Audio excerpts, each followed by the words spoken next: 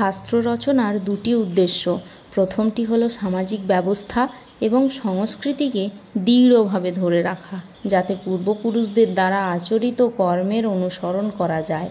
দ্বিতীয়ত, যাতে শাশ্বত শান্তি লাভ করা যায়। অনেক ধর্মগ্রন্থে দুই দিকেরই সমাবেশ করা হয়েছে, কিন্তু ভৌতিক দৃষ্টি মুখ্য হওয়ার জন্য মনুষ্য সমাজের উপযোগী ব্যবস্থাকেই এরা ধরে রাখতে পারে। আধ্যাত্মিকতাকেও সমাজ ব্যবস্থা অনুসারেই দেখে, বলে যে শাস্ত্রে তো এই রকমই লেখা আছে। সেই জন্য বেদব্যাস শাস্ত্র রচনার উদ্দেশ্য সাধনে একটি মাত্র গ্রন্থ মহাভারত লিপিবদ্ধ করেও আধ্যাত্মিক ক্রিয়ার সংকলনকে গীতা রূপে পৃথকভাবে লিপিবদ্ধ করেছেন, যাতে মানুষ এই শ্রেষ্ঠ কল্যাণের পথে ভ্রান্তির মিশ্রণ না করে ফেলে।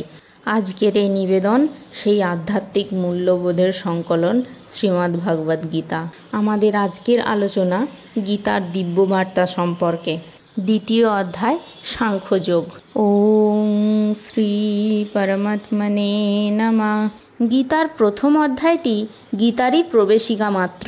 সাধনার আরম্ভে পথিকের যেগুলো সমস্যা বলে বোধ হয় তাতে সেইগুলোরই বর্ণনা দেওয়া হয়েছে।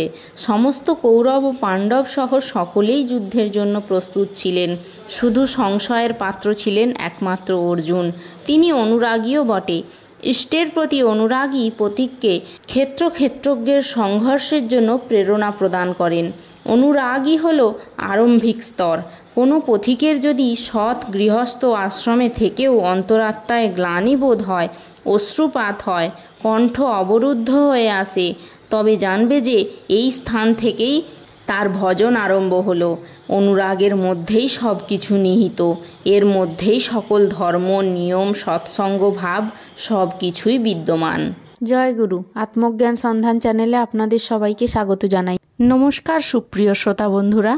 দ্বিতীয় অধ্যায় সাংখ্যযোগ। শ্লোক নাম্বার 1। সঞ্জয় উবাচ তথা কৃপয়াবিষ্টম শ্রুপর্ণাকুলেক্ষণম বিষীদন্তমিদং বাক্যমুবাচ মধুসূদনঃ। অনুবাদ। সঞ্জয় বললেন, অর্জুনকে এইভাবে অনুতপ্ত, ব্যাকুল ও অশ্রুসিক্ত দেখে কৃপয়া আবিষ্ট হয়ে মধুসূদন বা শ্রীকৃষ্ণ এই কথাগুলি বললেন। ব্যাখ্যা। জাগতিক করুণা, শোক ও চোখের জল হচ্ছে প্রকৃত সত্তার অজ্ঞানতার বহিঃপ্রকাশ। শাশ্বত আত্মার জন্য করুণার অনুভব হচ্ছে আত্ম উপলব্ধি। এই শ্লোকে মধুসূদন শব্দটি তাৎপর্যপূর্ণ। শ্রীকৃষ্ণ মধু নামক দৈত্যকে হত্যা করেছিল এবং এখানে অর্জুন চাইছেন অজ্ঞাতরূপ যে দৈত্য তাকে তার কর্তব্য কর্ম থেকে বিরত রেখেছে তাকে ভগবান শ্রীকৃষ্ণ হত্যা করুন। মানুষকে কিভাবে করুণা প্রদর্শন করতে হয় তা কেউই জানে না। যে মানুষ জলে ডুবে যাচ্ছে তার পরনের কাপড়ের প্রতি করুণা প্রদর্শন করাটা নিতান্তই অর্থহীন। তেমনি যে মানুষ ভবসমুদ্রে পতিত হয়ে হাবুডুবু খাচ্ছে তার বাইরের আবরণ জড় দেহটিকে উদ্ধার করলে তাকে উদ্ধার করা হয় না। এই কথা যে জানে না এবং যে জড় দেহটির জন্য শোক করে তাকে বলা হয় শূদ্র, অর্থাৎ যে অনর্থক শোক করে। অর্জুন ছিলেন ক্ষত্রিয়, তাই তার কাছ থেকে এই ধরনের আচরণ আশা করা যায় না।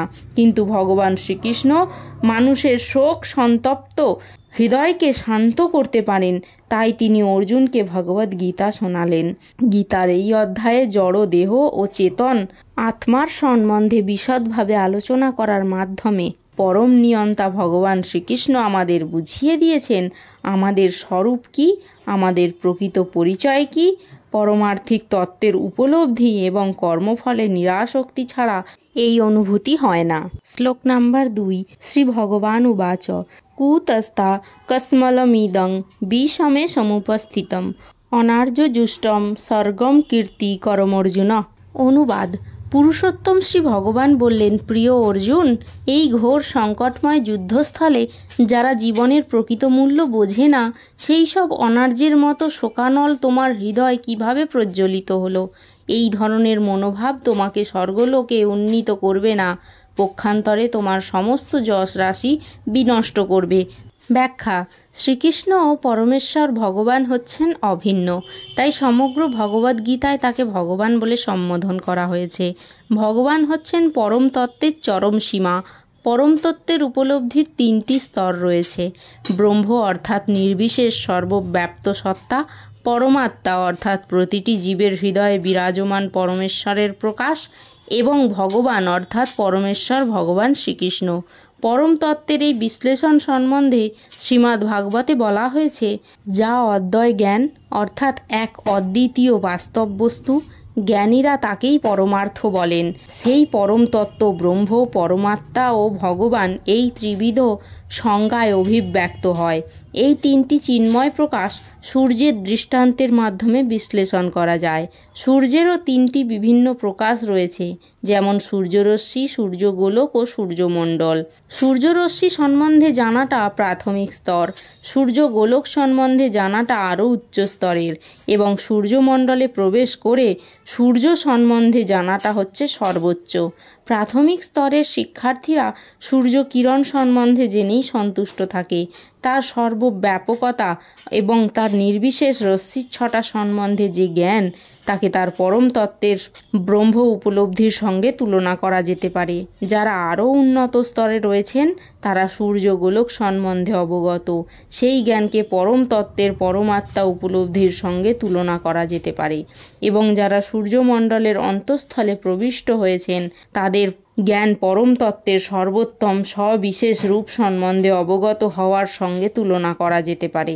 তাই ভগবত ভক্তবৃন্দ অথবা যে সমস্ত পরমার্থবাদী পরম তত্ত্বের ভগবৎ স্বরূপ উপলব্ধি করতে পেরেছেন তারাই হচ্ছেন সর্বোচ্চ স্তরে অধিষ্ঠিত পরমার্থবাদী। যদিও সমস্ত পরমার্থবাদীরা সেই একই পরম তত্ত্বের অনুসন্ধানে রত, সূর্যরশ্মি, সূর্যগোলক ও সূর্যমণ্ডল এই তিনটি একে অপরের থেকে পৃথক হতে পারে না, কিন্তু তবুও তিনটি বিভিন্ন স্তরের অন্বেষণকারীরা সমপর্যায়ভুক্ত নন।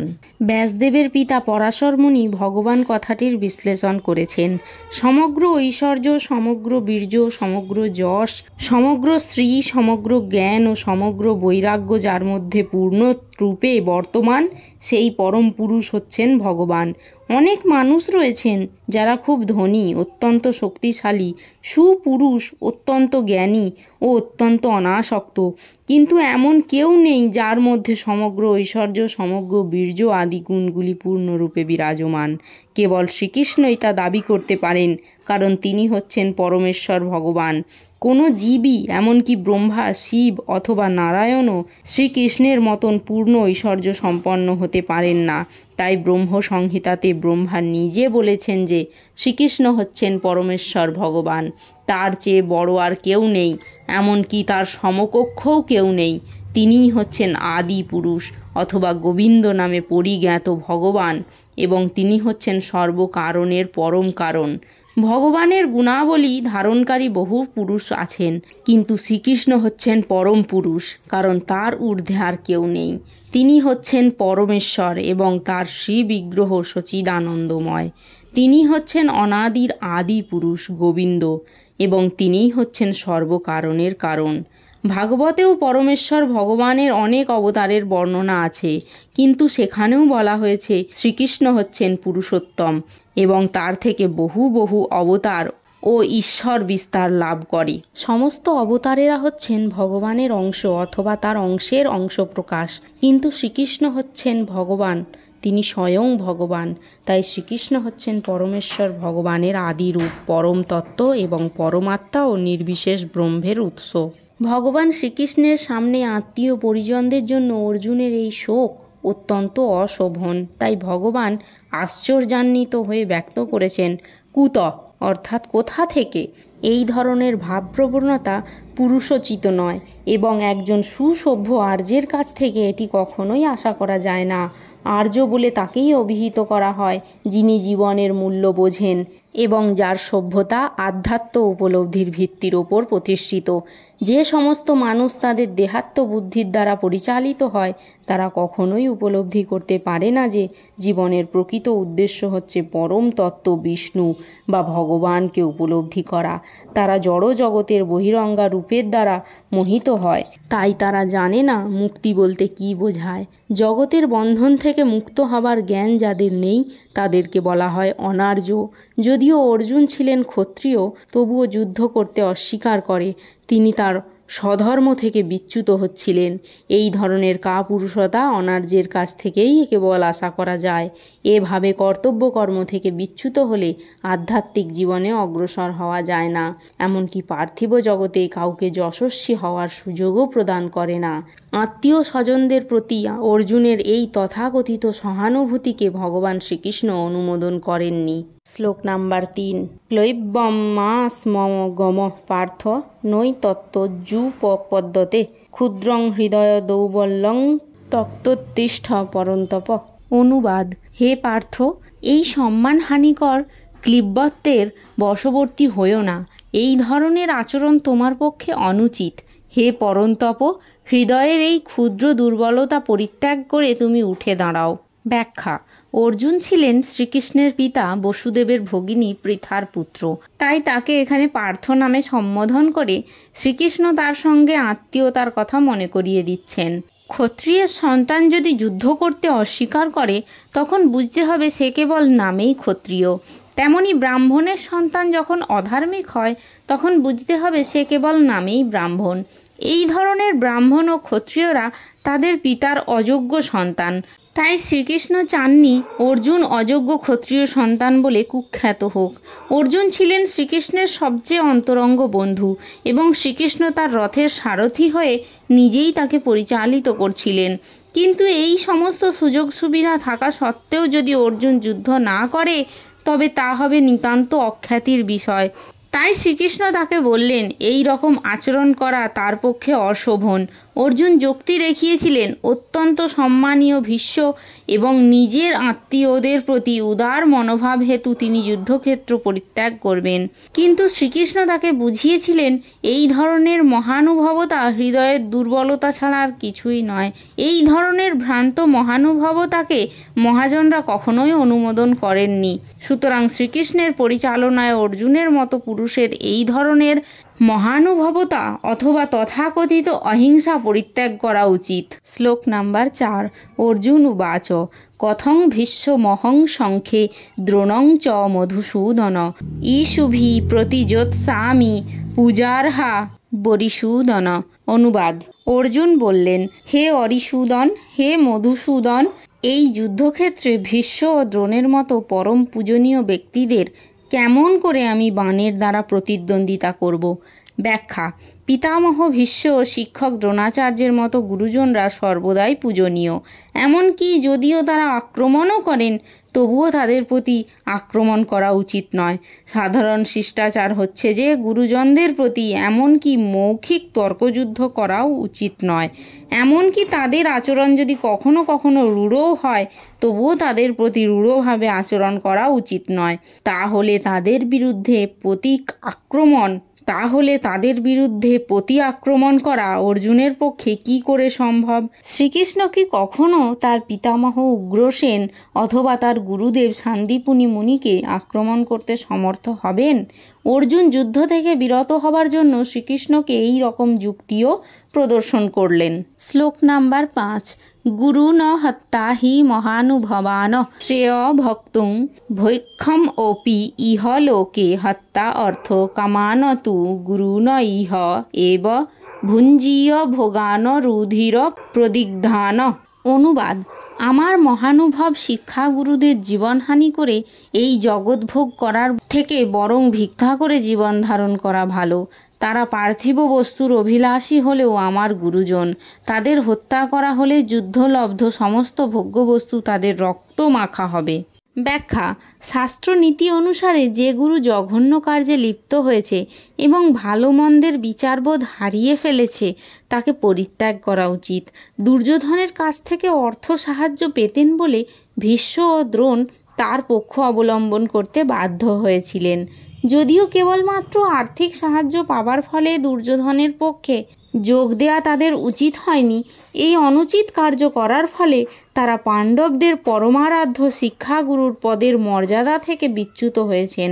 কিন্তু তা সত্ত্বেও তাদের প্রতি অর্জুনের শ্রদ্ধা কোনো অংশে হ্রাস পায়নি এবং অর্জুন এই কথা ভেবে মনে মনে শিহরিত হয়েছেন যে জাগতিক সুখ উপভোগ করার জন্য তাদের হত্যা করা হলে সেই ভোগ হবে তাদের রুধির মাখা অর্থাৎ রক্তমাখা। শ্লোক নাম্বার 6। ন চৈদৎ বিদ্য কতরন্ন গৌরীয় যদ্বা জয়েম যদি বা নো জয়েয়ু জানেব হত্যা ন জিজিবিষামস তেহবস্থিতা প্রমুখে ধাত্ররাষ্ট্রা। অনুবাদ: তাদের জয় করা শ্রেয় না তাদের দ্বারা পরাজিত হওয়া শ্রেয় তা আমি বুঝতে পারছি না। আমরা যদি ধৃতরাষ্ট্রের পুত্রদের হত্যা করি তাহলে আমাদের আর বেঁচে থাকতে ইচ্ছে করবে না। তবুও এই রণাঙ্গনে তারা আমাদের সামনে উপস্থিত হয়েছে। ব্যাখ্যা: যুদ্ধ করাটা যদিও ক্ষত্রিয়ের ধর্ম, তবুও অর্জুন স্থির করতে পারছিলেন না যে সেই অনর্থক হিংসাত্মক যুদ্ধে রত হবেন নাকি ভিক্ষাবৃত্তি গ্রহণ করে জীবন ধারণ করবেন। তিনি যদি তার শত্রুদের পরাজিত না করেন তাহলে ভিক্ষা করে জীবন ধারণ করা ছাড়া আর কোনো পথ থাকবে না। আর তাছাড়া যুদ্ধে যে কোন পক্ষের জয় হবে তার কোনো নিশ্চয়তা ছিল না। যুদ্ধে পাণ্ডবদের জয় হলেও কারণ তাদের দাবি ছিল ন্যায়সঙ্গত। ধৃতরাষ্ট্রের পুত্রদের অবর্তমানে জীবন ধারণ করা তাদের পক্ষে নিতান্ত দুর্বিষহ হবে বলে অর্জুন মনে করছিলেন। এদিক দিয়ে বিচার করলে সেটিও তাদের পক্ষে একরকম পরাজয়। অর্জুনের এই দূরদৃষ্টি সম্পন্ন বিবেচনা অবধারিতভাবে প্রমাণ করে যে তিনি কেবল মহৎ ভগবত ভক্তই ছিলেন না, তিনি গভীর তত্ত্বজ্ঞান সম্পন্ন পুরুষ ছিলেন এবং তিনি তার মন ও ইন্দ্রিয়গুলিকে সর্বতোভাবে সংযত করেছিলেন। যদিও তিনি রাজকীয় পরিবারে জন্মগ্রহণ করেছিলেন, কিন্তু তা সত্ত্বেও তিনি ভিক্ষাবৃত্তি গ্রহণ করে জীবন ধারণ করতে মনস্থ করেছিলেন। এর মাধ্যমে আমরা দেখতে পাই যে অন্তরে তিনি ছিলেন সম্পূর্ণ অনাসক্ত। এই সমস্ত সৎ গুণাবলী এবং তার গুরুদেব শ্রীকৃষ্ণের মুখপদ্ম বাক্যের প্রতি তার গভীর নিষ্ঠা, এই দুয়ের সমন্বয়ের ফলে তিনি ছিলেন প্রকৃত ধার্মিক। আমরা এখন এই সিদ্ধান্তে পৌঁছাতে পারি যে মুক্তি লাভের জন্য অর্জুন সম্পূর্ণরূপে যোগ্যতা সম্পন্ন ছিলেন। ইন্দ্রিয় যদি সংযত না হয় তবে দিব্যজ্ঞান উপলব্ধির স্তরে উন্নীত হওয়ার কোনো সুযোগ থাকে না। এই দিব্যজ্ঞান ও ভক্তি ছাড়া জড়জগতের বন্ধন থেকে কোনো রকমই মুক্ত হওয়া যায় না। অর্জুন এই সমস্ত গুণাবলীর দ্বারা ভূষিত ছিলেন এবং সেই সঙ্গে ছিল জাগতিক সম্পর্কিত অস্বাভাবিক গুণাবলী। শ্লোক নাম্বার 7। কার্পণ্য দোষপহত স্বভাব পৃচ্ছামি তা ধর্ম সমূঢ়চেতা যচ্ছে অসান্নিশ্চিতং বুহি তন্মে শিষ্যস্তেহং সাধিমাং তং প্রপন্নম। অনুবাদ: কার্পণ্যজনিত দুর্বলতার প্রভাবে আমি এখন কিংকর্তব্য বিমূঢ় হয়েছি এবং আমার কর্তব্য সম্বন্ধে ভ্রান্ত হয়েছি। এই অবস্থায় আমি তোমাকে জিজ্ঞাসা করছি, এখন কি করা আমার পক্ষে শ্রেয়স্কর তা আমাকে বলো। এখন আমি তোমার শিষ্য এবং সর্বতোভাবে তোমার শরণাগত। দয়া করে তুমি আমাকে নির্দেশ দাও। ব্যাখ্যা: প্রকৃতির প্রভাবে জড়জাগতিক কর্মচক্রের দ্বারা মোহাচ্ছন্ন হয়ে সকলেই হতবুদ্ধি হয়ে পড়ে। জীবনের প্রতিটি পদক্ষেপে আমরা এই কিংকর্তব্য বিমূঢ়তা অনুভব করি। তাই আমাদের সত্যদ্রষ্টা সদ্গুরুর শরণ নিতে হয় এবং তিনি আমাদের জীবনের প্রকৃত উদ্দেশ্য সাধন করবার পথে পরিচালিত করেন। আমাদের অনাকাঙ্ক্ষিত জীবনের জটিল সমস্যাগুলি থেকে পরিত্রাণ পাওয়ার জন্য সদ্গুরু শরণাপন্ন হবার উপদেশ সমস্ত বৈদিক সাহিত্যে দেওয়া হয়েছে। জড় জাগতিক ক্লেশ হচ্ছে দাবানলের মতো, যা আপনা থেকেই জ্বলে ওঠে। এই আগুন কেউ লাগায় না।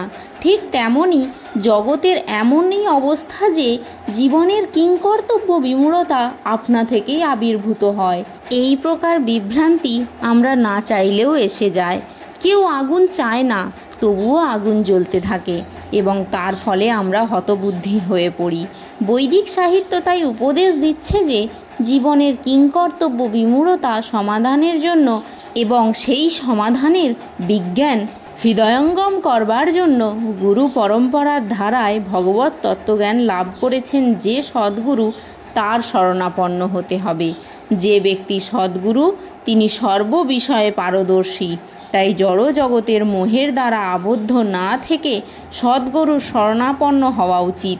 এটিই হচ্ছে এই শ্লোকের তাৎপর্য। শ্লোক নাম্বার 8।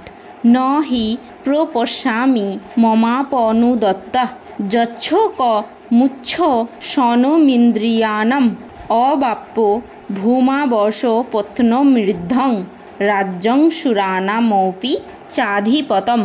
অনুবাদ: আমার ইন্দ্রিয়গুলিকে শুকিয়ে দিচ্ছে যে শোক, তা দূর করার কোনো উপায় আমি খুঁজে পাচ্ছি না।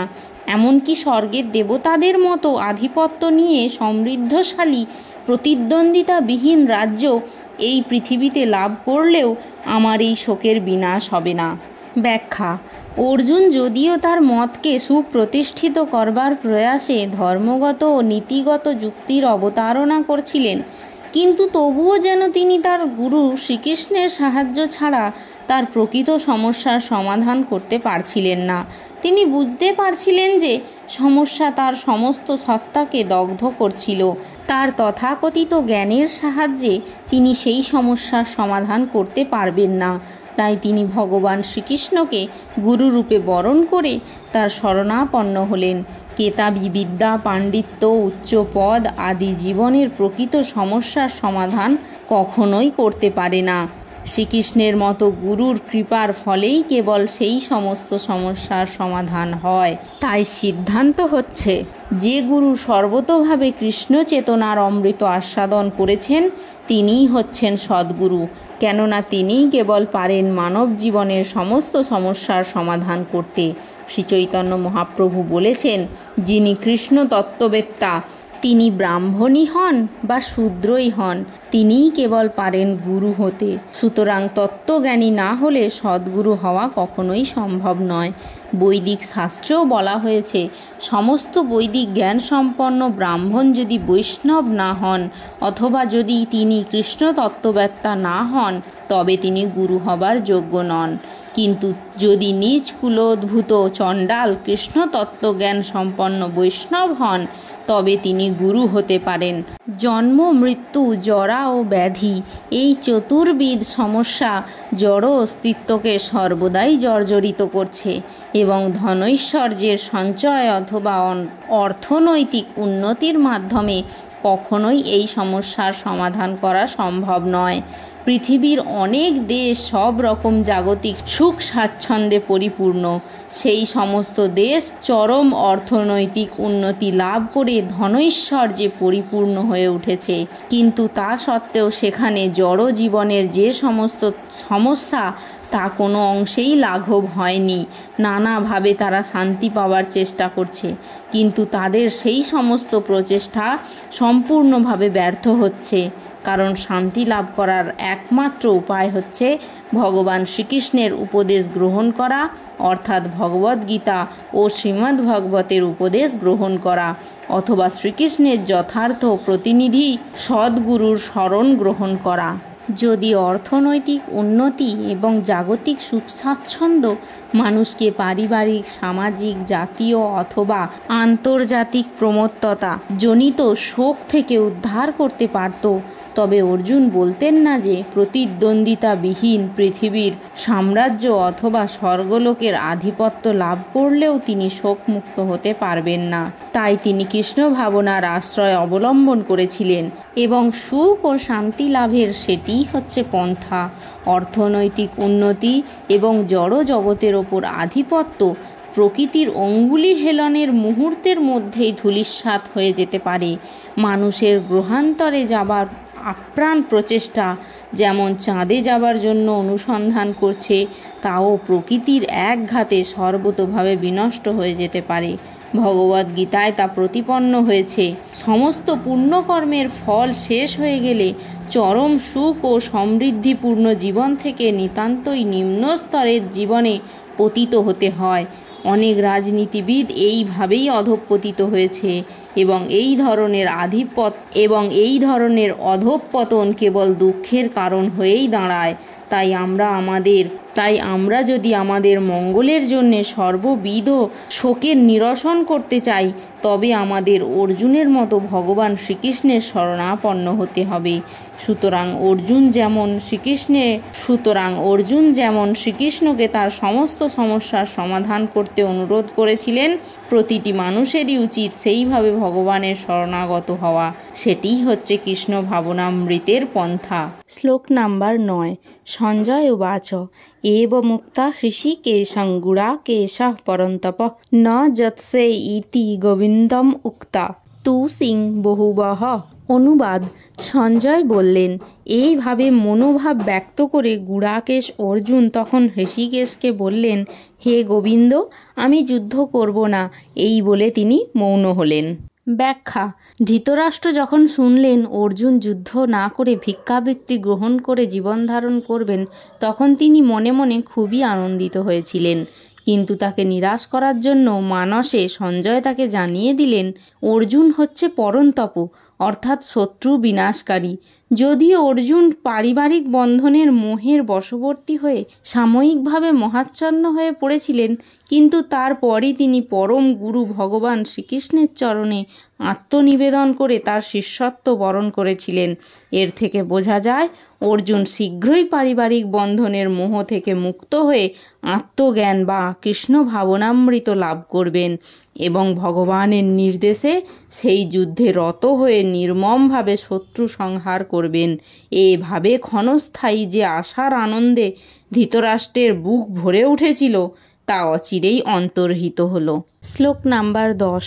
তমুবাচ হৃষিকেশ প্রহসন্নিব ভারত সেনারুভয় মধ্যে বিষীদন্ত মৃদং বচ।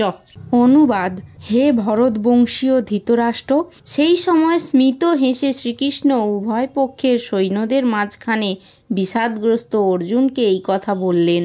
ব্যাখ্যা: দুই অন্তরঙ্গ বন্ধু হৃষিকেশ ও গুড়াকেশের মধ্যে কথোপকথন হচ্ছিল। বন্ধু হিসেবে তারা দুজনেই ছিলেন সমপর্যায়ভুক্ত, কিন্তু তাদের মধ্যে একজন স্বেচ্ছাকৃতভাবে অপরের শিষ্যত্ব বরণ করলেন। শ্রীকৃষ্ণ সেই সময় হাসছিলেন, কারণ তার বন্ধু তার শিষ্য হতে মনস্থ করেছিলেন। তিনি পরমেশ্বর, তাই প্রভুরূপে তিনি সকলেরই নিয়ন্তা, কিন্তু তা সত্ত্বেও তিনি তার ভক্তের বাসনা অনুযায়ী তাদের বন্ধু, পুত্র ও প্রেমিক হতে সম্মত হন। কিন্তু তার ভক্ত যখন তার শিষ্যত্ব বরণ করে তাকে গুরু হিসেবে গ্রহণ করেন, তখন তিনি তৎক্ষণাৎ গুরুর ভূমিকা গ্রহণ করে গুরুবৎ গাম্ভীর্য সহকারে উপদেশ দেন। এখানে আমরা দেখতে পাই গুরু ও শিষ্যের মধ্যে কথোপকথন হচ্ছিল প্রকাশ্যভাবে, যুদ্ধক্ষেত্রে দুই সেনানীর মাঝখানে, যার ফলে সেই কথা শ্রবণ করে সকলেই লাভবান হতে পেরেছিল। এর দ্বারা প্রমাণিত হয় ভগবদ্গীতার বাণী কোনো বিশেষ ব্যক্তি, সমাজ অথবা সম্প্রদায়ের জন্য নয়, এই বাণী সকলের জন্য, এবং শত্রু মিত্র নির্বিশেষে সকলেই এর যথার্থ মর্ম হৃদয়ঙ্গম করে ভগবানের চরণে শরণাগতি লাভ করতে পারে। শ্লোক নাম্বার 11। শ্রী ভগবান উবাচ অশোচ্চান অন্নশোচ তমপ্রজ্ঞাবাদান চ ভাষ্যসে গতাসূন গতাসুংশ্চ নানু শোচন্তি পণ্ডিতা। অনুবাদ: পরমেশ্বর ভগবান বললেন, তুমি প্রাজ্ঞের মতো কথা বলছো, অথচ যে বিষয়ে শোক করা উচিত নয় সেই বিষয়ে শোক করছো। যারা যথার্থই পণ্ডিত তারা কখনো জীবিত অথবা মৃত কারোর জন্যই শোক করেন না। ব্যাখ্যা: শিষ্যরূপে ভগবানের কাছে আত্মসমর্পণ করা মাত্রই ভগবান আচার্যের ভূমিকা গ্রহণ করে। অর্জুনের ভুল সংশোধন করার জন্য পরোক্ষভাবে তাকে মহামূর্খ বলে শাসন করতে লাগলেন। ভগবান তাকে বললেন, তুমি প্রাজ্ঞের মতন কথা বলছো, কিন্তু প্রকৃত জ্ঞান তোমার নেই। এখানে প্রাজ্ঞ অর্থাৎ প্রকৃত জ্ঞানী। যিনি জ্ঞানী তিনি জানেন দেহ কী ও আত্মা কী, তাই তিনি জীবিত অথবা মৃত কোনো অবস্থাতেই দেহের জন্য শোক করেন না। পরবর্তী অধ্যায়ে ব্যাখ্যা করা হয়েছে প্রকৃত জ্ঞান হচ্ছে সেই জ্ঞান যা জড় দেহ ও চেতন আত্মার মধ্যে পার্থক্য নিরূপণ করে এবং পরম নিয়ন্তা ভগবানের সঙ্গে আমাদের নিত্য সম্পর্কের কথা মনে করিয়ে দেয়। অর্জুন যুক্তি দেখাচ্ছিলেন যে রাজনৈতিক ও সামাজিক প্রয়োজনীয়তার থেকে ধর্মীয় আচার অনুষ্ঠান অধিক গুরুত্বপূর্ণ, কিন্তু তিনি জানতেন না জড় পদার্থ, আত্মা ও ভগবৎ সম্বন্ধীয় জ্ঞান ধর্মীয় আচার অনুষ্ঠান করার চাইতেও বেশি গুরুত্বপূর্ণ। আর যেহেতু তার সেই জ্ঞান ছিল না, তাই তার পক্ষে পাণ্ডিত্যপূর্ণ যুক্তি দেখানো অনুচিত। যেহেতু তিনি পরম জ্ঞানের অধিকারী ছিলেন না, তাই তিনি অনর্থক শোক করছিলেন। জড় দেহের জন্ম হয় এবং এক সময় না এক সময় তার বিনাশ হবেই, কিন্তু আত্মা অবিনশ্বর, তার বিনাশ কখনোই হয় না। তাই জড় দেহটি আত্মার মতন গুরুত্বপূর্ণ নয়। এই আত্মাই হচ্ছে জীবের প্রকৃত সত্তা। তাই দেহের বিনাশ হবার ভয়ে শোক করা নিতান্তই মূর্খতা। এই সত্য সম্বন্ধে যিনি অবগত, তিনিই হচ্ছেন প্রকৃত জ্ঞানী, এবং তিনি কোনো অবস্থাতেই জড়দেহের জন্য শোক করেন না। শ্লোক নাম্বার 12। ন তে বাহং জাতু নাশং ন ত নেমে জনাধিপা ন চৈব ন ভবিষ্যাম সর্বে বয়মত পরম। অনুবাদ: এমন কোনো সময় ছিল না যখন আমি, তুমি ও এই সমস্ত রাজারা ছিলেন না, এবং ভবিষ্যতেও কখনো আমাদের অস্তিত্ব বিনষ্ট হবে না। ব্যাখ্যা: বেদ, কঠ উপনিষদ ও শ্বেতাশ্বর উপনিষদে বলা হয়েছে, কৃতকর্ম এবং তার ফল অনুসারে জীব যদিও বিভিন্ন অবস্থায় পতিত হয়, কিন্তু পরমেশ্বর ভগবান সর্ব অবস্থাতেই তাদের পালন করেন। সেই পরমেশ্বর ভগবান পরমাত্মারূপে সকলের হৃদয়ে বিরাজ করেন। যে সমস্ত মহাত্মা অন্তরে ও বাইরে সেই একই পরমেশ্বর ভগবানকে দেখতে পান, তারাই কেবল পূর্ণতা লাভ করে শাশ্বত শান্তি লাভ করতে পারেন। যিনি নিত্যের মধ্যে পরম নিত্য, চেতনের মধ্যে পরম চেতন, এবং যিনি এক হয়েও সকলের কামনা পূর্ণ করেন, যারা ধীর তারা অন্তরের অন্তঃস্থলে সর্বদাই তাকে দর্শন করেন এবং শাশ্বত শান্তি অনুভব করেন। কিন্তু যারা তার ভজন করেন না, তারা কখনোই তা লাভ করতে পারে না। এই বৈদিক তত্ত্বজ্ঞান যা ভগবান অর্জুনকে দান করলেন, তা তিনি পৃথিবীর প্রতিটি মানুষকেই দান করলেন। যারা নিজেদেরকে মহাপণ্ডিত বলে জাহির করতে চায়, কিন্তু বাস্তবিক পক্ষে যারা এক একজন মহামূর্খ। ভগবান স্পষ্টভাবে বলেছেন, তিনি অর্জুন ও সেই যুদ্ধক্ষেত্রে সমবেত সমস্ত রাজারা সকলেই শাশ্বত স্বতন্ত্র জীব, এবং ভগবান সমস্ত জীবকে তাদের বদ্ধ ও মুক্ত উভয় অবস্থাতেই প্রতিপালন করেন। পরমেশ্বর ভগবান হচ্ছেন পরম স্বতন্ত্র পুরুষ, এবং ভগবানের নিত্য পার্ষদ অর্জুন এবং সেখানে সমবেত সমস্ত রাজারা হচ্ছেন স্বতন্ত্র শাশ্বত ব্যক্তি। এমন নয় যে তারা পূর্বে ছিলেন না এবং ভবিষ্যতেও থাকবেন না। তাদের ব্যক্তি স্বাতন্ত্র্য পূর্বে বর্তমান ছিল এবং ভবিষ্যতেও নিরবিচ্ছিন্নভাবে বর্তমান থাকবে। তাই কারোর জন্য শোক করা নিতান্তই নিরর্থক। মায়াবাদীরা বলে থাকেন যে মুক্তির পর স্বতন্ত্র আত্মা মায়ার আবরণ মুক্ত হয়ে নির্বিশেষ ব্রহ্মে বিলীন হয়ে যায় এবং তখন আর আত্মা নিজস্ব সত্তা থাকে না। এই মতবাদ পরম শাস্ত্রজ্ঞ ভগবান শ্রীকৃষ্ণ এখানে অনুমোদন করেননি। তাছাড়া কেবল বদ্ধদশায় আমরা ব্যক্তি স্বাতন্ত্র্য অনুভব করি, সেই মতবাদও ভগবান এখানে অনুমোদন করেননি। ভগবান শ্রীকৃষ্ণ এখানে স্পষ্টভাবে বলেছেন, ভগবান নিজের এবং অন্য সকলের অস্তিত্ব শাশ্বত। কারোর স্বতন্ত্র সত্তার বিনাশ কখনোই হয় না, এই কথা উপনিষদেও বলা হয়েছে। শ্রীকৃষ্ণের মুখনিসৃত এই সমস্ত কথা প্রমাণিক, কারণ তিনি কখনোই মায়ার দ্বারা প্রভাবিত হন না। জীবের ব্যক্তি স্বাতন্ত্র্য যদি সর্ব অবস্থায় বজায় না থাকত, তবে ভগবান শ্রীকৃষ্ণই কখনো বলতেন না যে ভবিষ্যতেও কখনো এর বিনাশ হবে না। মায়াবাদী তার্কিকেরা বলতে পারে, শ্রীকৃষ্ণ যে ব্যক্তি স্বাতন্ত্র্যের কথা বলেছেন তা চিন্ময় স্বাতন্ত্র্য নয়, তা হচ্ছে জড় স্বাতন্ত্র্য। কিন্তু এই যুক্তি মেনে নিলেও প্রশ্ন থেকে যায়, তাহলে ভগবান শ্রীকৃষ্ণ তার নিজের সম্বন্ধে যে স্বাতন্ত্র্যের কথা বলেছেন সেটি কী ধরনের স্বাতন্ত্র্য? শ্রীকৃষ্ণ বলেছেন, তিনি অতীতেও ছিলেন, তিনি ভবিষ্যতেও থাকবেন। তিনি নানাভাবে তার ব্যক্তি স্বাতন্ত্র্য প্রতিপন্ন করে গেছেন এবং তিনি ঘোষণা করেছেন, ব্রহ্মজ্যোতি হচ্ছে তার অঙ্গকান্তি। শ্রীকৃষ্ণ তার অপ্রাকৃত স্বাতন্ত্র্য সবসময়েই বজায় রেখে গেছেন। যদি তাকেও সীমিত সাধারণ চেতনা বিশিষ্ট বদ্ধ জীবাত্মা বলে মনে করা হয়, তবে ভগবদ্গীতাকে কখনোই পরম তত্ত্বজ্ঞান সম্বন্ধিত শাস্ত্র হিসেবে গ্রহণ করা যাবে না। সীমিত জ্ঞান বিশিষ্ট ভ্রান্তিপূর্ণ সাধারণ মানুষ কখনোই পরম তত্ত্বজ্ঞানের শিক্ষা দিতে পারে না। ভগবদ্গীতা সাধারণ কাব্যগ্রন্থ নয়। সাধারণ মানুষের লেখা কোনো বইয়ের সঙ্গে ভগবদ্গীতার তুলনা করা চলে না। শ্রীকৃষ্ণকে যদি কেউ সাধারণ মানুষ বলে মনে করে, তবে তার কাছে ভগবদ্গীতার কোনোই তাৎপর্য থাকতে পারে না। মায়াবাদী তার্কিকেরা বলে থাকে, প্রচলিত রীতি অনুসারে এই শ্লোকে বহু বচনের ব্যবহার করা হয়েছে এবং তা জড় দেহটিকে বোঝাচ্ছে, কিন্তু পূর্ববর্তী শ্লোকে জড় দেহগত পরিচয়কে সম্পূর্ণভাবে অগ্রাহ্য করার পর প্রচলিত রীতি অনুসারে সেই জড় দেহগত পরিচয়কেই আবার অনুমোদন করা শ্রীকৃষ্ণের পক্ষে কি করে সম্ভব? তাই স্পষ্টই বোঝা যাচ্ছে, অপ্রাকৃত স্তরেও জীব স্বতন্ত্র আত্মারূপে বর্তমান থাকে। এই কথা রামানুচার্য আদি মহৎ আচার্যরা স্বীকার করে গেছেন। ভগবদ্গীতাতে বহু জায়গায় উল্লেখ করা হয়েছে, এই অপ্রাকৃত স্বাতন্ত্র্য ভগবৎ ভক্তরা উপলব্ধি করতে পারেন। যারা পরমেশ্বর ভগবান শ্রীকৃষ্ণের প্রতি ঈর্ষাপরায়ণ, ভগবদ্গীতার মতো মহৎ শাস্ত্রকে উপলব্ধি করার ক্ষমতা তাদের নেই। ভগবত ভক্তিহীন মানুষের ভগবদ্গীতা পাঠ করা আর মৌমাছির মধুর বোতল চাটা একই অর্থ। বোতল না খুললে যেমন মধুর স্বাদ পাওয়া যায় না, তেমনি ভগবানের ভক্ত না হলে ভগবদ্গীতার অন্তর্নিহিত তত্ত্ব উপলব্ধি করা যায় না। এই কথা 4th অধ্যায়ে বলা হয়েছে। ভগবানের অস্তিত্বে যে অবিশ্বাস করে, তার পক্ষে ভগবদ্গীতা স্পর্শ করাও সম্ভব নয়। তাই মায়াবাদীরা গীতার যে ভাষ্য দিয়ে থাকে তা সম্পূর্ণরূপে ভ্রান্ত এবং তা মানুষকে বিপদগামী করে।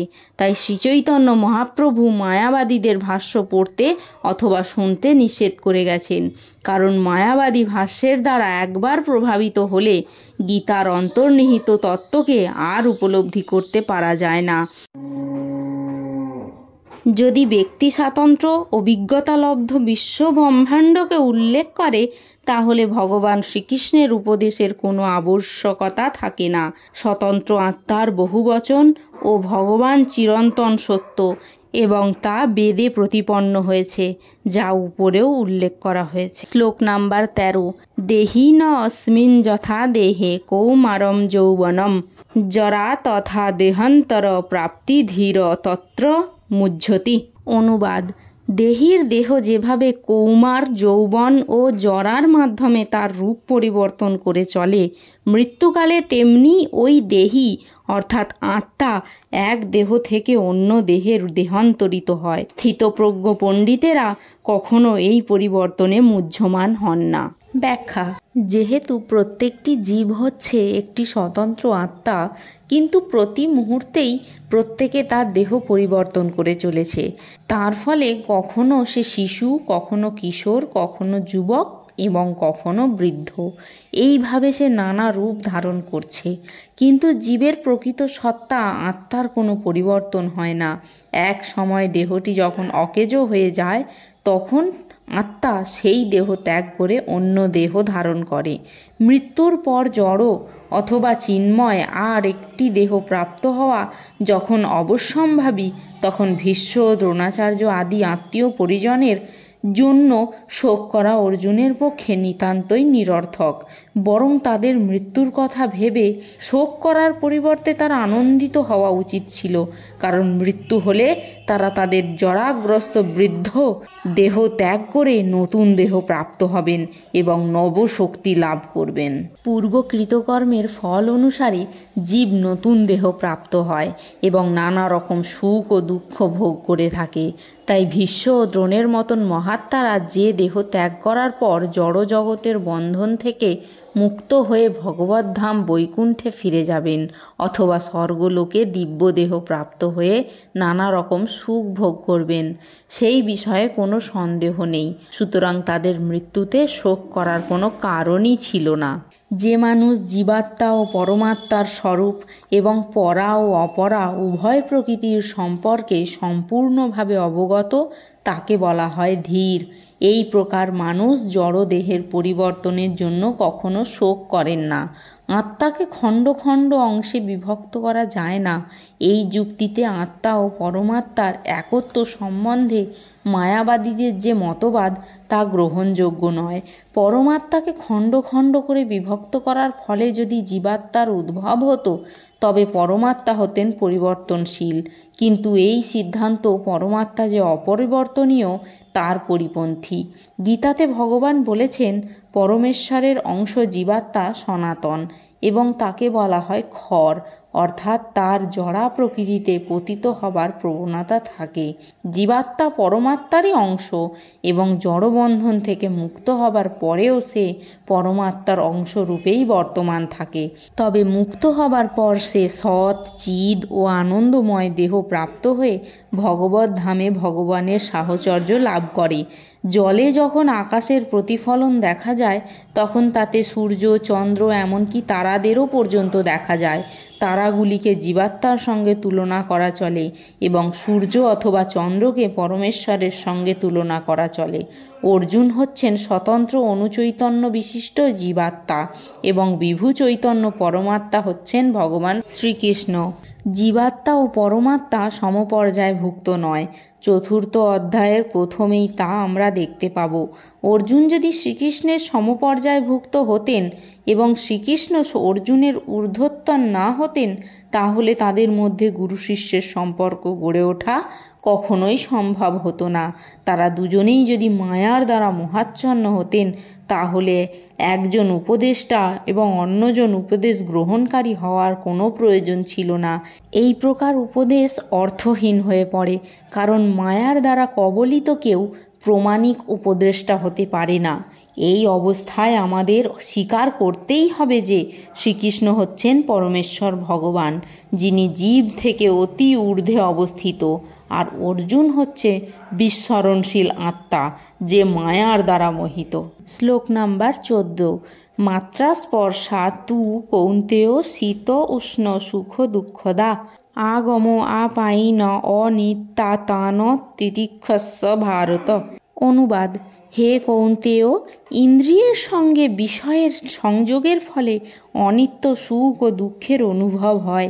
সেগুলি ঠিক যেন শীত ও গ্রীষ্ম ঋতুর গমনাগমনের মতো। হে ভরতকুল প্রদীপ, সেই ইন্দ্রিয়জাত অনুভূতির দ্বারা প্রভাবিত না হয়ে সেগুলি সহ্য করার চেষ্টা করো। ব্যাখ্যা: মানব জীবনের প্রকৃত কর্তব্য সম্পাদন করতে হলে মানুষকে সহনশীলতার মাধ্যমে বুঝতে হবে। সুখ ও দুঃখ কেবল ইন্দ্রিয়ের বিকার মাত্র। শীতের পর যেমন গ্রীষ্ম আসে তেমনি পর্যায়ক্রমে সুখ ও দুঃখ আসে।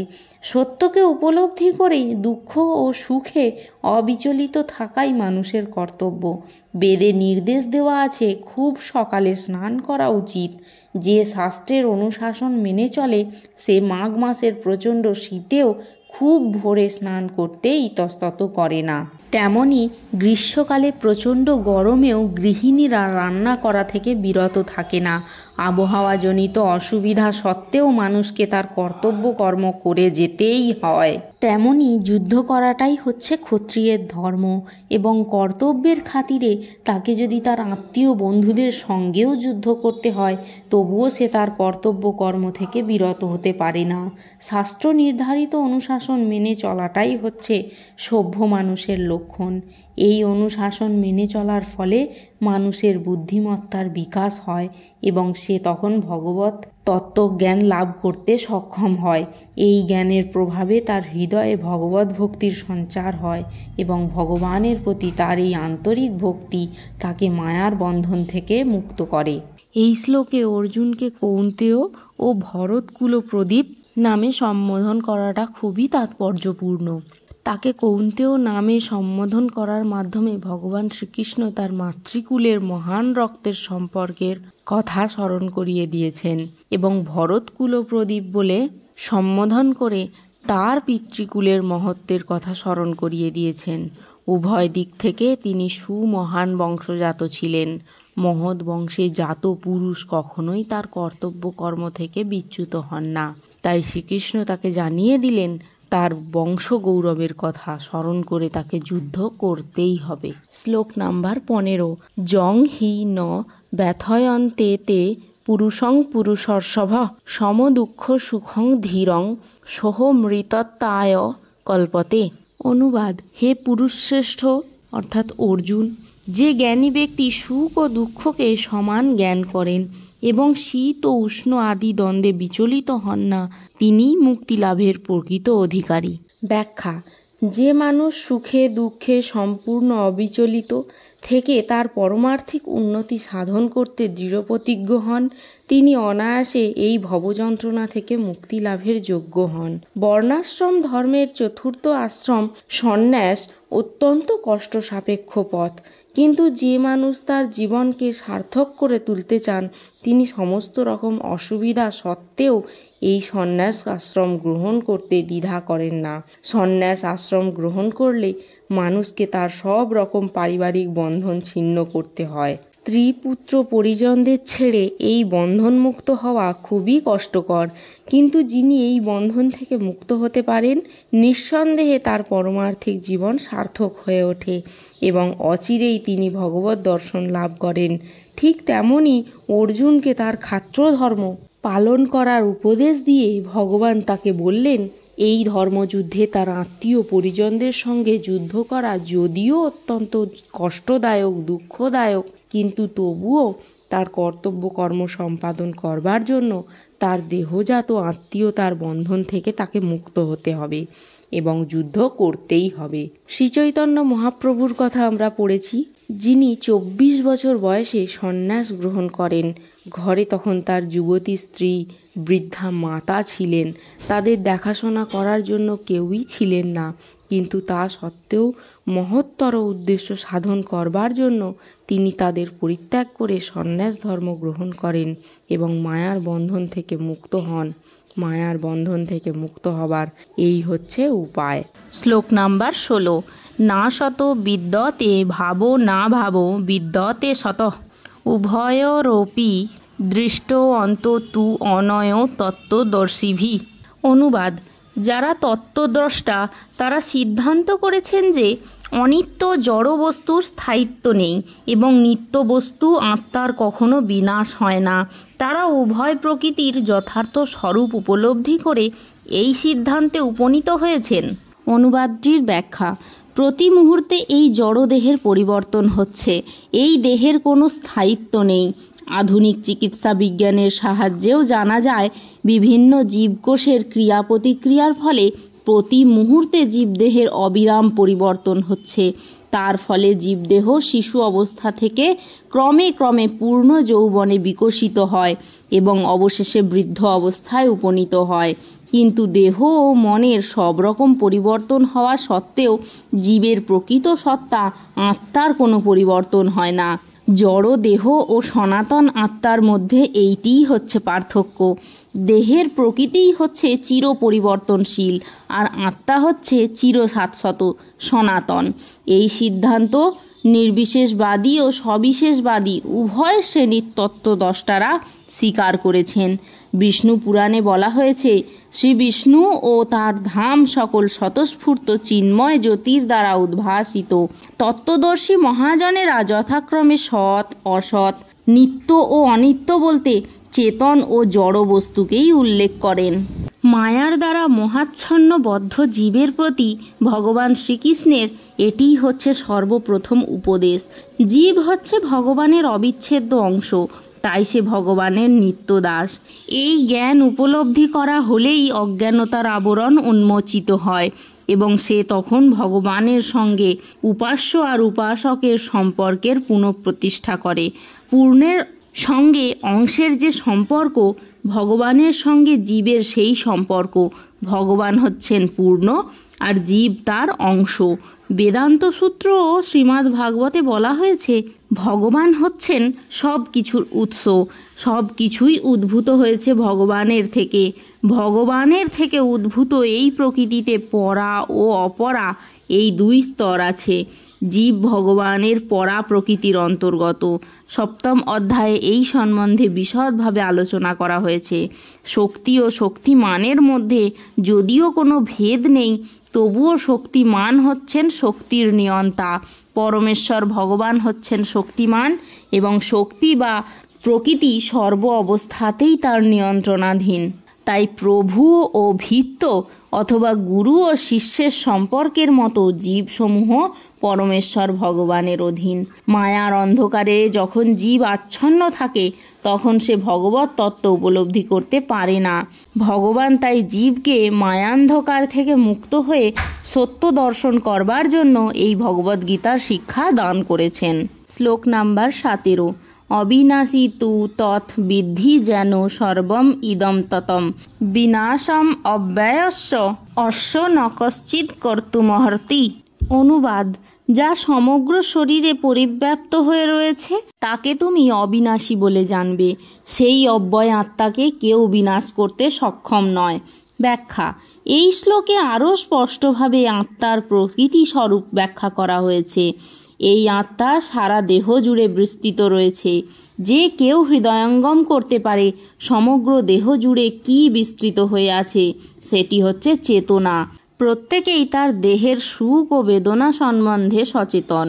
চেতনার এই বিস্তার প্রত্যেকেরই তার নিজের দেহের মধ্যেই সীমাবদ্ধ, কিন্তু একজনের দেহের অনুভূতি অন্য আর কেউ অনুভব করতে পারে না। এর থেকে বোঝা যায় এক একটি দেহ হচ্ছে এক একটি স্বতন্ত্র আত্মার মূর্তিরূপ এবং স্বতন্ত্র চেতনার মাধ্যমে আত্মার উপস্থিতির লক্ষণ অনুভূত হয়। এই আত্মার আয়তন কেশাগ্রের 10 সহস্র ভাগের 1 ভাগের সমান বলে বর্ণনা করা হয়েছে। শ্বেতস্বর উপনিষদে প্রতিপন্ন করা হয়েছে কেশাগ্রকে 100 ভাগে ভাগ করে তাকে আবার 100 ভাগে ভাগ করলে তার যে আয়তন হয় আত্মার আয়তনও ততখানি। সেই রকম অনুরূপ একটি শ্লোকে বলা হয়েছে অসংখ্য যে চিৎকণা রয়েছে তার আয়তন কেশাগ্রের 10 সহস্র ভাগের 1 ভাগের সমান। সুতরাং এর থেকে আমরা বুঝতে পারি জীবাত্মা হচ্ছে এক একটি চিৎকণা, যার আয়তন পরমাণুর থেকেও অনেক ছোট, এবং এই জীবাত্মা বা চিৎকণা সংখ্যাতীত। এই অতি সূক্ষ্ম চিৎকণাগুলি জড় দেহের ও চেতনার মূল তত্ত্ব। কোনো ওষুধের প্রভাব যেমন দেহের সর্বত্র ছড়িয়ে পড়ে, এই চিৎ স্ফুলিঙ্গের প্রভাবেও তেমনই সারা দেহ জুড়ে বিস্তৃত থাকে। আত্মার এই প্রবাহ চেতনা রূপে সমগ্র দেহে অনুভূত হয় এবং সেটিই হচ্ছে আত্মার উপস্থিতির প্রমাণ। সাধারণ মানুষও বুঝতে পারে জড় দেহে যখন চেতনা থাকে না তখন তা মৃতদেহে পরিণত হয় এবং কোনো রকম জড় প্রচেষ্টার দ্বারাই আর সেই দেহে চেতনা ফিরিয়ে আনা যায় না। এর থেকে বোঝা যায় চেতনার উদ্ভব জড় পদার্থের সংমিশ্রণের ফলে হয় না, তা হয় আত্মার থেকে। চেতনা হচ্ছে আত্মার স্বাভাবিক প্রকাশ। পারমাণবিক পরিমাপ সম্বন্ধে মুন্ডক উপনিষদে বলা হয়েছে আত্মা পরমাণু সদৃশ এবং শুদ্ধ বুদ্ধিমত্তার দ্বারা তাকে অনুভব করা যায় না। পরমাণু সদৃশ্য এই আত্মা পঞ্চবিদ বায়ুতে ভাসমান থেকে হৃদয়ে অবস্থান করে। এই পঞ্চবিদ বায়ু হল প্রাণ, অপান, সমান, বান ও উদান, এবং এইভাবে জীবাত্মার সমগ্র দেহে তার প্রভাব বিস্তার করে। আত্মা যখন এই পঞ্চবিদ জড় বায়ুর কলুষিত প্রভাব থেকে পবিত্র হয় তখন তার অপ্রাকৃত গুণাবলীর প্রকাশ হয়। হঠযোগের প্রকৃত উদ্দেশ্য হচ্ছে বিভিন্ন আসন প্রণালী অভ্যাস করার মাধ্যমে জড় পরিবেশের বন্ধন থেকে ক্ষুদ্রাতি ক্ষুদ্র আত্মাকে মুক্ত করার জন্য আত্মার চারিদিকে পরিবেষ্টিত পঞ্চবিদ বায়ুকে নিয়ন্ত্রণ করা। কিন্তু দুর্ভাগ্যবশত দেহতত্ত্বের এই অতি উন্নত বিজ্ঞানকে তথাকথিত হঠযোগীরা যোগীরা এক অতি বিকৃত রূপ দান করে জাগতিক সুখভোগ ও ইন্দ্রিয় তৃপ্তির বাসনায় প্রয়োগ করেছে। সমস্ত বৈদিক শাস্ত্রেই বলা হয়েছে জীবাত্মা পরমাণু সদৃশ্য। সুস্থ বুদ্ধিমত্তা সম্পন্ন যে কোনো মানুষই উপলব্ধি করতে পারে যে আত্মা হচ্ছে পরমাণু সদৃশ্য চিৎকণা। যারা বলে থাকে যে জীবাত্মাই হচ্ছে সর্বব্যাপ্ত বিষ্ণুতত্ত্ব, অতি সহজেই বোঝা যায় যে তারা বিকৃত মস্তিষ্ক সম্পন্ন অপ্রকৃতিস্থ মানুষ। প্রতিটি জীবের হৃদয়ে জীবাত্মা বর্তমান থাকে, কিন্তু এই আত্মা এত সূক্ষ্ম যে জড় ইন্দ্রিয়ের সাহায্যে তা দেখা যায় না। বর্তমান যুগের অণুবীক্ষণ যন্ত্রের সাহায্যেও এই অতি সূক্ষ্ম আত্মা মানুষের ইন্দ্রিয়গ্রাহ্য হয় না। তাই আধুনিক যুগের তথাকথিত বৈজ্ঞানিকরা হঠকারিতা করে আত্মার অস্তিত্বকে অস্বীকার করে। কিন্তু একটু সুস্থ মস্তিষ্কে চিন্তা করলেই আত্মার অস্তিত্ব সম্বন্ধে সমস্ত সন্দেহের নিরসন হয়। কারণ জীবের হৃদয়ে আত্মার সঙ্গে একসাথে অধিষ্ঠিত থেকে পরমাত্মাই জীবকে পরিচালিত করেন। তাই আপাত দৃষ্টিতে দেখা যায় জীব দেহের সমস্ত কার্যকলাপ হৃদয়ের দ্বারা পরিচালিত হয়। যে সমস্ত রক্তকণিকা ফুসফুস থেকে অক্সিজেন বহন করে তারা তাদের শক্তি আহরণ করে আত্মা থেকে। আত্মা যখন জড়দেহ ত্যাগ করে চলে যায় তখন রক্ত সঞ্চালন, শ্বাস প্রশ্বাস আদি দেহের সমস্ত ক্রিয়াগুলি বন্ধ হয়ে যায়। চিকিৎসা বিজ্ঞানীরা রক্তকণিকার এই গুরুত্ব অস্বীকার করে থাকে, কিন্তু সমস্ত শক্তির উৎস যে আত্মা তা তারা বুঝতে পারে না। কিন্তু তা হলেও তারা স্বীকার করে যে হৃদয়ই হচ্ছে দেহের সমস্ত শক্তির কেন্দ্রস্থল। আত্মার এই পরমাণবিক চিৎকণাগুলিকে সূর্যকিরণের অণুর সঙ্গে তুলনা করা হয়ে থাকে। সূর্যকিরণের মধ্যে অসংখ্য প্রভাময় অণু রয়েছে। সেই রকম পরমেশ্বর ভগবানের বিচ্ছুরিত চিৎকণাগুলি পরমেশ্বরের জ্যোতির পারমাণবিক কণাস্বরূপ, যাকে বলা হয় প্রভা, অর্থাৎ উৎকৃষ্টা শক্তি। সুতরাং বৈদিক তত্ত্ববিজ্ঞান কিংবা আধুনিক বিজ্ঞান যা কিছুই অনুকরণ করা যাক, দেহের মধ্যে আত্মার অস্তিত্ব কেউ অস্বীকার করতে পারে না। আত্মা সম্পর্কিত এই বৈজ্ঞানিক তথ্য পরম পুরুষোত্তম ভগবান স্বয়ং ভগবদ্ গীতায় সুস্পষ্টভাবে বর্ণনা করে গেছেন। শ্লোক নাম্বার 18। অন্তবন্ত ইমে দেহা নিত্যশক্তা শরীরিণ অনাশীনঃ প্রমেয়স্য তস্মাদ যুদ্ধস্য ভারত। অনুবাদ: অবিনাশী, অপরিমেয় ও শাশ্বত আত্মার জড় দেহ নিঃসন্দেহে বিনাশশীল। অতএব হে ভারত, তুমি শাস্ত্রবিহিত স্বধর্ম পরিত্যাগ না করে যুদ্ধ করো। ব্যাখ্যা: জড়দেহের ধর্মই হচ্ছে বিনাশপ্রাপ্ত হওয়া। জড়দেহ এই মুহূর্তেই ধ্বংস হয়ে যেতে পারে, নয়তো 100 বছর পরে ধ্বংস হতে পারে, কিন্তু একদিন না একদিন এর ধ্বংস হবেই। অনির্দিষ্ট কাল পর্যন্ত একই দেহে আত্মাকে টিকিয়ে রাখার কোনো সুযোগ নেই। কিন্তু আত্মা এত সূক্ষ্ম যে তাকে দেখাই যায় না, সুতরাং কোনো শত্রুই তাকে হত্যা করতে পারে না। পূর্ববর্তী শ্লোকে বর্ণনা করা হয়েছে আত্মা এত সূক্ষ্ম যে তার পরিমাপ করাও অসম্ভব। সুতরাং দেহ ও আত্মা এই দুই তত্ত্বের পরিপ্রেক্ষিতে জীবের স্বরূপ বিচার করলে তখন আর কোনো অনুশোচনা থাকতে পারে না। কারণ মানুষের প্রকৃত স্বরূপ আত্মা চিরশাশ্বত এবং কোনো অবস্থাতেই তার বিনাশ হয় না। আর জড় দেহ হচ্ছে অনিত্য, একদিন না একদিন তার ধ্বংস হবেই। তখন কোনোভাবেই অনির্দিষ্ট কালের জন্য অথবা চিরকালের জন্য দেহটিকে বাঁচিয়ে রাখা যায় না। পূর্বকৃত কর্ম অনুসারে সমগ্র আত্মার ক্ষুদ্রাতি ক্ষুদ্র অংশ এক একটি জড়দেহ প্রাপ্ত হয়। সেই জন্যই শাস্ত্রের নির্দেশ অনুসারে জীবনযাপন করা উচিত। শাস্ত্রের নির্দেশ অনুসারে কর্তব্য কর্ম অনুষ্ঠান করার ফলে উপযুক্ত দেহ প্রাপ্ত হয়ে জীবাত্মা জড়বন্ধন থেকে মুক্ত হতে পারে। বেদান্ত সূত্রে আত্মাকে আলোক বলে সম্বোধন করা হয়েছে, কারণ সে হচ্ছে পরম আলোকের অংশ। সূর্যের আলোক যেমন সমস্ত ব্রহ্মাণ্ডকে প্রতিপালন করে, তেমনি আত্মার আলোকও জড় দেহটিকে প্রতিপালন করে। যে মুহূর্তে আত্মা তার দেহটি পরিত্যাগ করে তখন থেকেই সেই দেহটি পচতে শুরু করে। এর থেকে বোঝা যায় আত্মাই এই দেহটিকে প্রতিপালন করে। দেহে আত্মা থাকে বলেই দেহটিকে এত সুন্দর বলে মনে হয়, কিন্তু আত্মা ব্যতীত দেহের কোনো গুরুত্বই নেই। ভগবান শ্রীকৃষ্ণ তাই অর্জুনকে উপদেশ দিয়েছিলেন দেহাত্মবুদ্ধি পরিত্যাগ করে ধর্ম সংস্থাপনের জন্য যুদ্ধ করতে। শ্লোক নাম্বার 19। য এন বেত্তি হন্তারং যস্যৈনং মন্যতে হতম উভৌ তৌ ন বিজানীত নায়ং হন্তি ন হন্যতে। অনুবাদ: যিনি জীবাত্মাকে হন্তা বলে মনে করেন কিংবা যিনি একে নিহত বলে ভাবেন, তাঁরা উভয়েই আত্মার প্রকৃত স্বরূপ জানেন না। কারণ আত্মা কাউকে হত্যা করেন না এবং কারোর দ্বারা নিহতও হন না।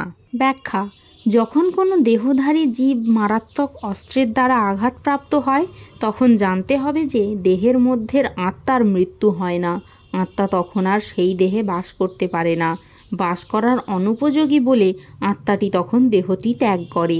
যারা মূর্খ তারা আত্মার এই দেহ ত্যাগ করাকে আত্মার মৃত্যু বলে মনে করে, কিন্তু পরবর্তী শ্লোকে আমরা জানতে পারব আত্মা এত সূক্ষ্ম যে কোনো অস্ত্রের দ্বারাই তাকে হত্যা করা সম্ভব নয়। আর তাছাড়া আত্মা চিরশাশ্বত ও চিন্ময় হবার ফলে কোনো অবস্থাতেই তার বিনাশ হয় না। যার মৃত্যু হয় অথবা মৃত্যু হয়েছে বলে মনে হয় তা হচ্ছে জড় দেহটি মাত্র। অবশ্য তা বলতে গেলে এটি বোঝানো যায় না যে দেহটিকে হত্যা করলে কোনো অন্যায় হয় না। বেদে নির্দেশ দেওয়া আছে, মা হিংসাত সর্বাভূতানি, কোনো জীবের প্রতি হিংসা করো না। কোনো জীবের আত্মিক সত্তাকে হত্যা করা যায় না। এই উপলব্ধি হওয়ার ফলে প্রাণী হত্যায় উৎসাহ লাভ করা উচিত নয়। বিনা কারণে অন্যায়ভাবে যখন পশু হত্যা করা হয় তখন তাতে অবশ্যই পাপ হয়। অন্যায়ভাবে কাউকে হত্যা করলে যেমন রাষ্ট্রের আইন অনুসারে হত্যাকারী শাস্তি পায়, ভগবানের আইনেও তেমনই তার জন্য শাস্তি পেতে হয়। সনাতন ধর্মকে রক্ষা করবার জন্য ভগবান অবশ্য অর্জুনকে যুদ্ধ করতে অনুপ্রাণিত করেছিলেন। তিনি কখনোই অর্জুনকে তার খেয়াল খুশি মতো হত্যা করতে আদেশ দেননি। শ্লোক নাম্বার 20। ন জায়তে ম্রিয়তে বা কদাচিন নায়ং ভূত্তা ভবিতা বা ন ভূয়ঃ অজো নিত্য শাশ্বত হয়ং পুরাণ নহন্যতে হন্যমানে শরীরে। অনুবাদ: আত্মার কখনো জন্মও হয় না বা মৃত্যুও হয় না, অথবা পুনঃ পুনঃ তার উৎপত্তি বা বৃদ্ধি হয় না। তিনি জন্মরহিত, শাশ্বত, নিত্য এবং পুরাতন হলেও চিরনবীন। শরীর নষ্ট হলেও আত্মার কখনো বিনষ্ট হয় না। ব্যাখ্যা: গুণগতভাবে পরমাত্মা ও তার পরমাণু সদৃশ্য অংশ জীবাত্মার মধ্যে কোনোই পার্থক্য নেই। জড় দেহের যেমন পরিবর্তন হয়, আত্মার তেমন কোনো পরিবর্তন হয় না। তাই আত্মাকে বলা হয় কূটস্থ, অর্থাৎ কোনো কালে কোনো অবস্থায় তার কোনো পরিবর্তন হয় না। জড় দেহে 6 রকমের পরিবর্তন দেখা যায়। মাতৃগর্ভে তার জন্ম হয়, তার বৃদ্ধি হয়, কিছু কালের জন্য স্থায়ীও হয়, তারপর কিছু ফল প্রসব করে, ক্রমে ক্রমে তা ক্ষয়প্রাপ্ত হয় এবং অবশেষে তার বিনাশ হয়। আত্মার কিন্তু এই রকম কোনো পরিবর্তনই হয় না।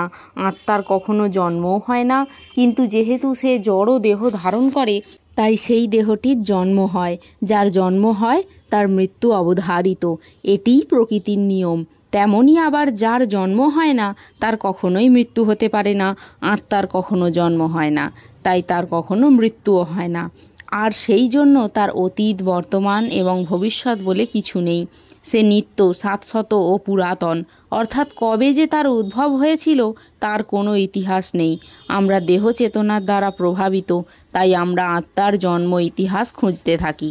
কিন্তু যা নিত্য, শাশ্বত তার তো কোনো শুরু থাকতে পারে না। দেহের মতো আত্মা কখনো জরাগ্রস্ত হয় না, তাই বৃদ্ধ অবস্থাতেও মানুষ তার অন্তরে শৈশব অথবা যৌবনের উদ্যমতা অনুভব করে। দেহের পরিবর্তন কখনোই আত্মাকে প্রভাবিত করে না। জড় দেহের মতো আত্মার কখনো ক্ষয় হয় না। দেহের মাধ্যমে যেমন সন্তান সন্ততি উৎপন্ন হয়, আত্মা কখনো তেমনভাবে অন্য কোনো আত্মার উৎপাদন করে না। দেহজাত সন্তান সন্ততিরা প্রকৃতপক্ষে ভিন্ন ভিন্ন আত্মা। স্ত্রী পুরুষের দেহের মিলনের ফলে আত্মা নতুন দেহ প্রাপ্ত হয় বলে সেই আত্মাকে কোনো বিশেষ পুরুষ ও স্ত্রীর সন্তান বলে মনে হয়। আত্মার উপস্থিতির ফলে দেহের বৃদ্ধি হয়, কিন্তু আত্মার কখনো বৃদ্ধি বা কোনো রকম পরিবর্তন হয় না। এইভাবেই আমরা উপলব্ধি করতে পারি দেহে যে 6 রকমের পরিবর্তন হয়, আত্মা তার দ্বারা প্রভাবিত হয় না। আত্মা পূর্ণ জ্ঞানময়, অথবা সে সর্বদাই পূর্ণ চেতন। তাই চেতনাই হচ্ছে আত্মার লক্ষণ। এমনকি আত্মাকে হৃদয়ের মধ্যে দেখা না গেলেও চেতনার প্রকাশের মধ্যে দিয়ে তার উপস্থিতি অনুভব করা যায়। অনেক সময় মেঘের আড়ালে ঢাকা পড়ে যাবার ফলে অথবা অন্য কোনো কারণে সূর্যকে দেখা যায় না, কিন্তু সূর্যের আলো সর্বদাই সেখানে রয়েছে এবং আমরা দৃঢ়ভাবে বিশ্বাস করি যে এখন দিনের বেলা। ভোরের আকাশে যখনই একটু আলোর আভাস দেখতে পাওয়া যায় তখনই আমরা বুঝতে পারি আকাশে সূর্যের উদয় হচ্ছে। ঠিক তেমনই মানুষই হোক বা পশুই হোক, কীটপতঙ্গই হোক বা উদ্ভিদই হোক, একটুখানি চেতনার বিকাশ দেখতে পেলেই আমরা তাদের মধ্যে আত্মার উপস্থিতি অনুভব করতে পারি। আত্মার সচেতন ও পরমাত্মার সচেতনতার মধ্যে অবশ্য অনেক পার্থক্য রয়েছে, কারণ পরমাত্মা হচ্ছেন সর্বজ্ঞ। তিনি সর্ব অবস্থায় ভূত, ভবিষ্যৎ ও বর্তমান সম্বন্ধে সম্পূর্ণভাবে অবগত। স্বতন্ত্র জীবের চেতনা বিস্মৃতিপ্রবণ। সে যখন তার সচিদানন্দময় স্বরূপের কথা ভুলে যায়, তখন সে কৃষ্ণের পরম উপদেশ থেকে শিক্ষা ও আলোক প্রাপ্ত হয়। কিন্তু শ্রীকৃষ্ণ বিস্মরণশীল জীবের মতো নয়। যদি তাই হতো, শ্রীকৃষ্ণের ভগবদ্গীতার উপদেশাবলী অর্থহীন হয়ে পড়ত। আত্মা দুই রকমের, অনুআত্মা ও পরমাত্মা বা বিভু আত্মা। পরমাত্মা ও জীবাত্মা উভয়ই বৃক্ষ সদৃশ্য জীবদেহের হৃদয়ে অবস্থিত। যিনি সব রকম জড় বাসনা ও সব রকমের শোক থেকে মুক্ত হতে পেরেছেন, তিনিই কেবল ভগবানের কৃপার ফলে আত্মার মহিমা উপলব্ধি করতে পারেন। ভগবান শ্রীকৃষ্ণ হচ্ছেন পরমাত্মার উৎস, যা পরবর্তী অধ্যায়ে বিশদভাবে ব্যাখ্যা করা হবে। আর অর্জুন হচ্ছেন তার প্রকৃত স্বরূপ সম্পর্কে আত্মবিস্মৃত জীবাত্মা। তাই তাকে শ্রীকৃষ্ণের কাছ থেকে অথবা তার সুযোগ্য প্রতিনিধি সদ্গুরুর কাছ থেকে এই পরম তত্ত্বজ্ঞান লাভ করতে হয়। শ্লোক নাম্বার 21। বেদা বিনাশিনং নিত্যং য এনম যম ব্যয়ম কথং স পুরুষ পার্থ কথং ঘাতয়তি হন্তিকম। অনুবাদ: হে পার্থ, যিনি এই আত্মাকে অবিনাশী, শাশ্বত, জন্মরহিত ও অক্ষয় বলে জানেন, তিনি কিভাবে কাউকে হত্যা করতে বা হত্যা করাতে পারেন? ব্যাখ্যা: সব কিছুরই যথার্থ উপযোগিতা আছে এবং যিনি পূর্ণ জ্ঞান সম্পন্ন, তিনি জানেন কোন জিনিস কোথায় এবং কিভাবে নিয়োগ করলে তার পূর্ণ সদ্ব্যবহার করা হবে। আর সব কিছুর মতো হিংসারও যথার্থ উপযোগিতা আছে এবং যিনি যথার্থ জ্ঞানী, তিনি জানেন কোথায়, কখন, কিভাবে হিংসার প্রয়োগ করতে হয়। বিচারক যখন আসামিকে খুনের জন্য দোষী সাব্যস্ত করে প্রাণদণ্ড দেন, তখন হিংসাত্মক কাজ করেছেন বলে বিচারককে কেউ অভিযুক্ত করে না। তার কারণ তিনি বিচারের রীতি অনুযায়ী এই দণ্ড দেন। মানব সমাজের শ্রেষ্ঠ নীতিশাস্ত্র মনুসংহিতাতে খুনিকে প্রাণদণ্ডে দণ্ডিত করার নির্দেশ দেওয়া আছে, কারণ এই শাস্তি পাওয়ার ফলে সেই খুনির মহাপাপের ভার লাঘব হয়। পরবর্তী জীবনে তাকে আর ফলভোগ করতে হয় না। সুতরাং রাজা যখন খুনিকে প্রাণদণ্ড দেন, তখন তার মঙ্গলের জন্যই তা দেওয়া হয়।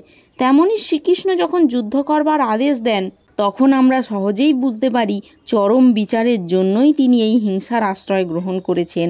তাই অর্জুনের কর্তব্য হচ্ছে ভগবানের নির্দেশ পালন করা। ভগবান শ্রীকৃষ্ণ হচ্ছেন পরম করুণাময়, তাই আপাত দৃষ্টিতে তার ক্রিয়াকলাপ হিংসাত্মক বলে মনে হলেও প্রকৃতপক্ষে তা হচ্ছে আশীর্বাদ।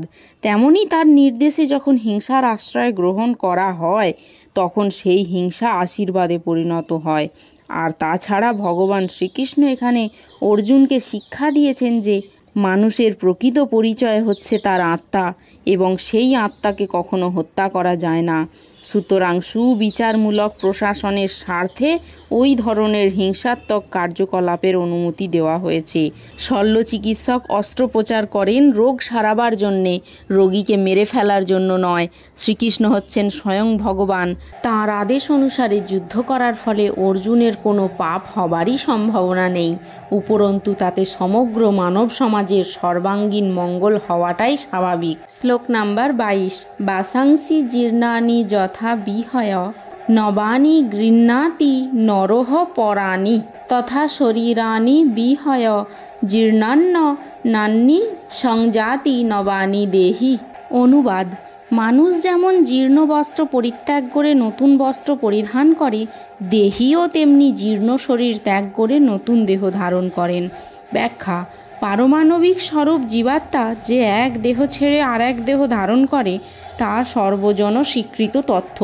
তবু আধুনিক যুগের কিছু বৈজ্ঞানিক আত্মার অস্তিত্ব বিশ্বাস করে না, অথচ হৃদয় থেকে কেমন করে শক্তি সঞ্চালিত হয় তা বোঝাতেও পারে না। কিন্তু তারাও স্বীকার করতে বাধ্য হয় যে প্রতি মুহূর্তে দেহের পরিবর্তন হচ্ছে এবং এই পরিবর্তনের ফলেই দেহে শৈশব, যৌবন ও বার্ধক্য দেখা দেয়। বার্ধক্যের পর আত্মা অন্য দেহ ধারণ করে। এই সম্বন্ধে ইতিপূর্বেই বিশদভাবে আলোচনা করা হয়েছে। পরমাত্মার কৃপার ফলেই অনু আত্মা ভিন্ন ভিন্ন দেহ প্রাপ্ত হয়। বন্ধু যেমন বন্ধুর মনোবাঞ্ছা পূর্ণ করে, পরমাত্মাও তেমনি অনু আত্মার মনোবাঞ্ছা পূর্ণ করেন। মুন্ডক উপনিষদে ও শ্বেতাশ্বর উপনিষদে আত্মা ও পরমাত্মাকে একই গাছে বসে থাকা দুটি পাখির সঙ্গে তুলনা করা হয়েছে। তাদের মধ্যে একটি পাখি জীবাত্মা, সেই গাছের ফল খাচ্ছে। অন্য পাখিটি শ্রীকৃষ্ণ তার বন্ধুকে পর্যবেক্ষণ করে চলেছেন।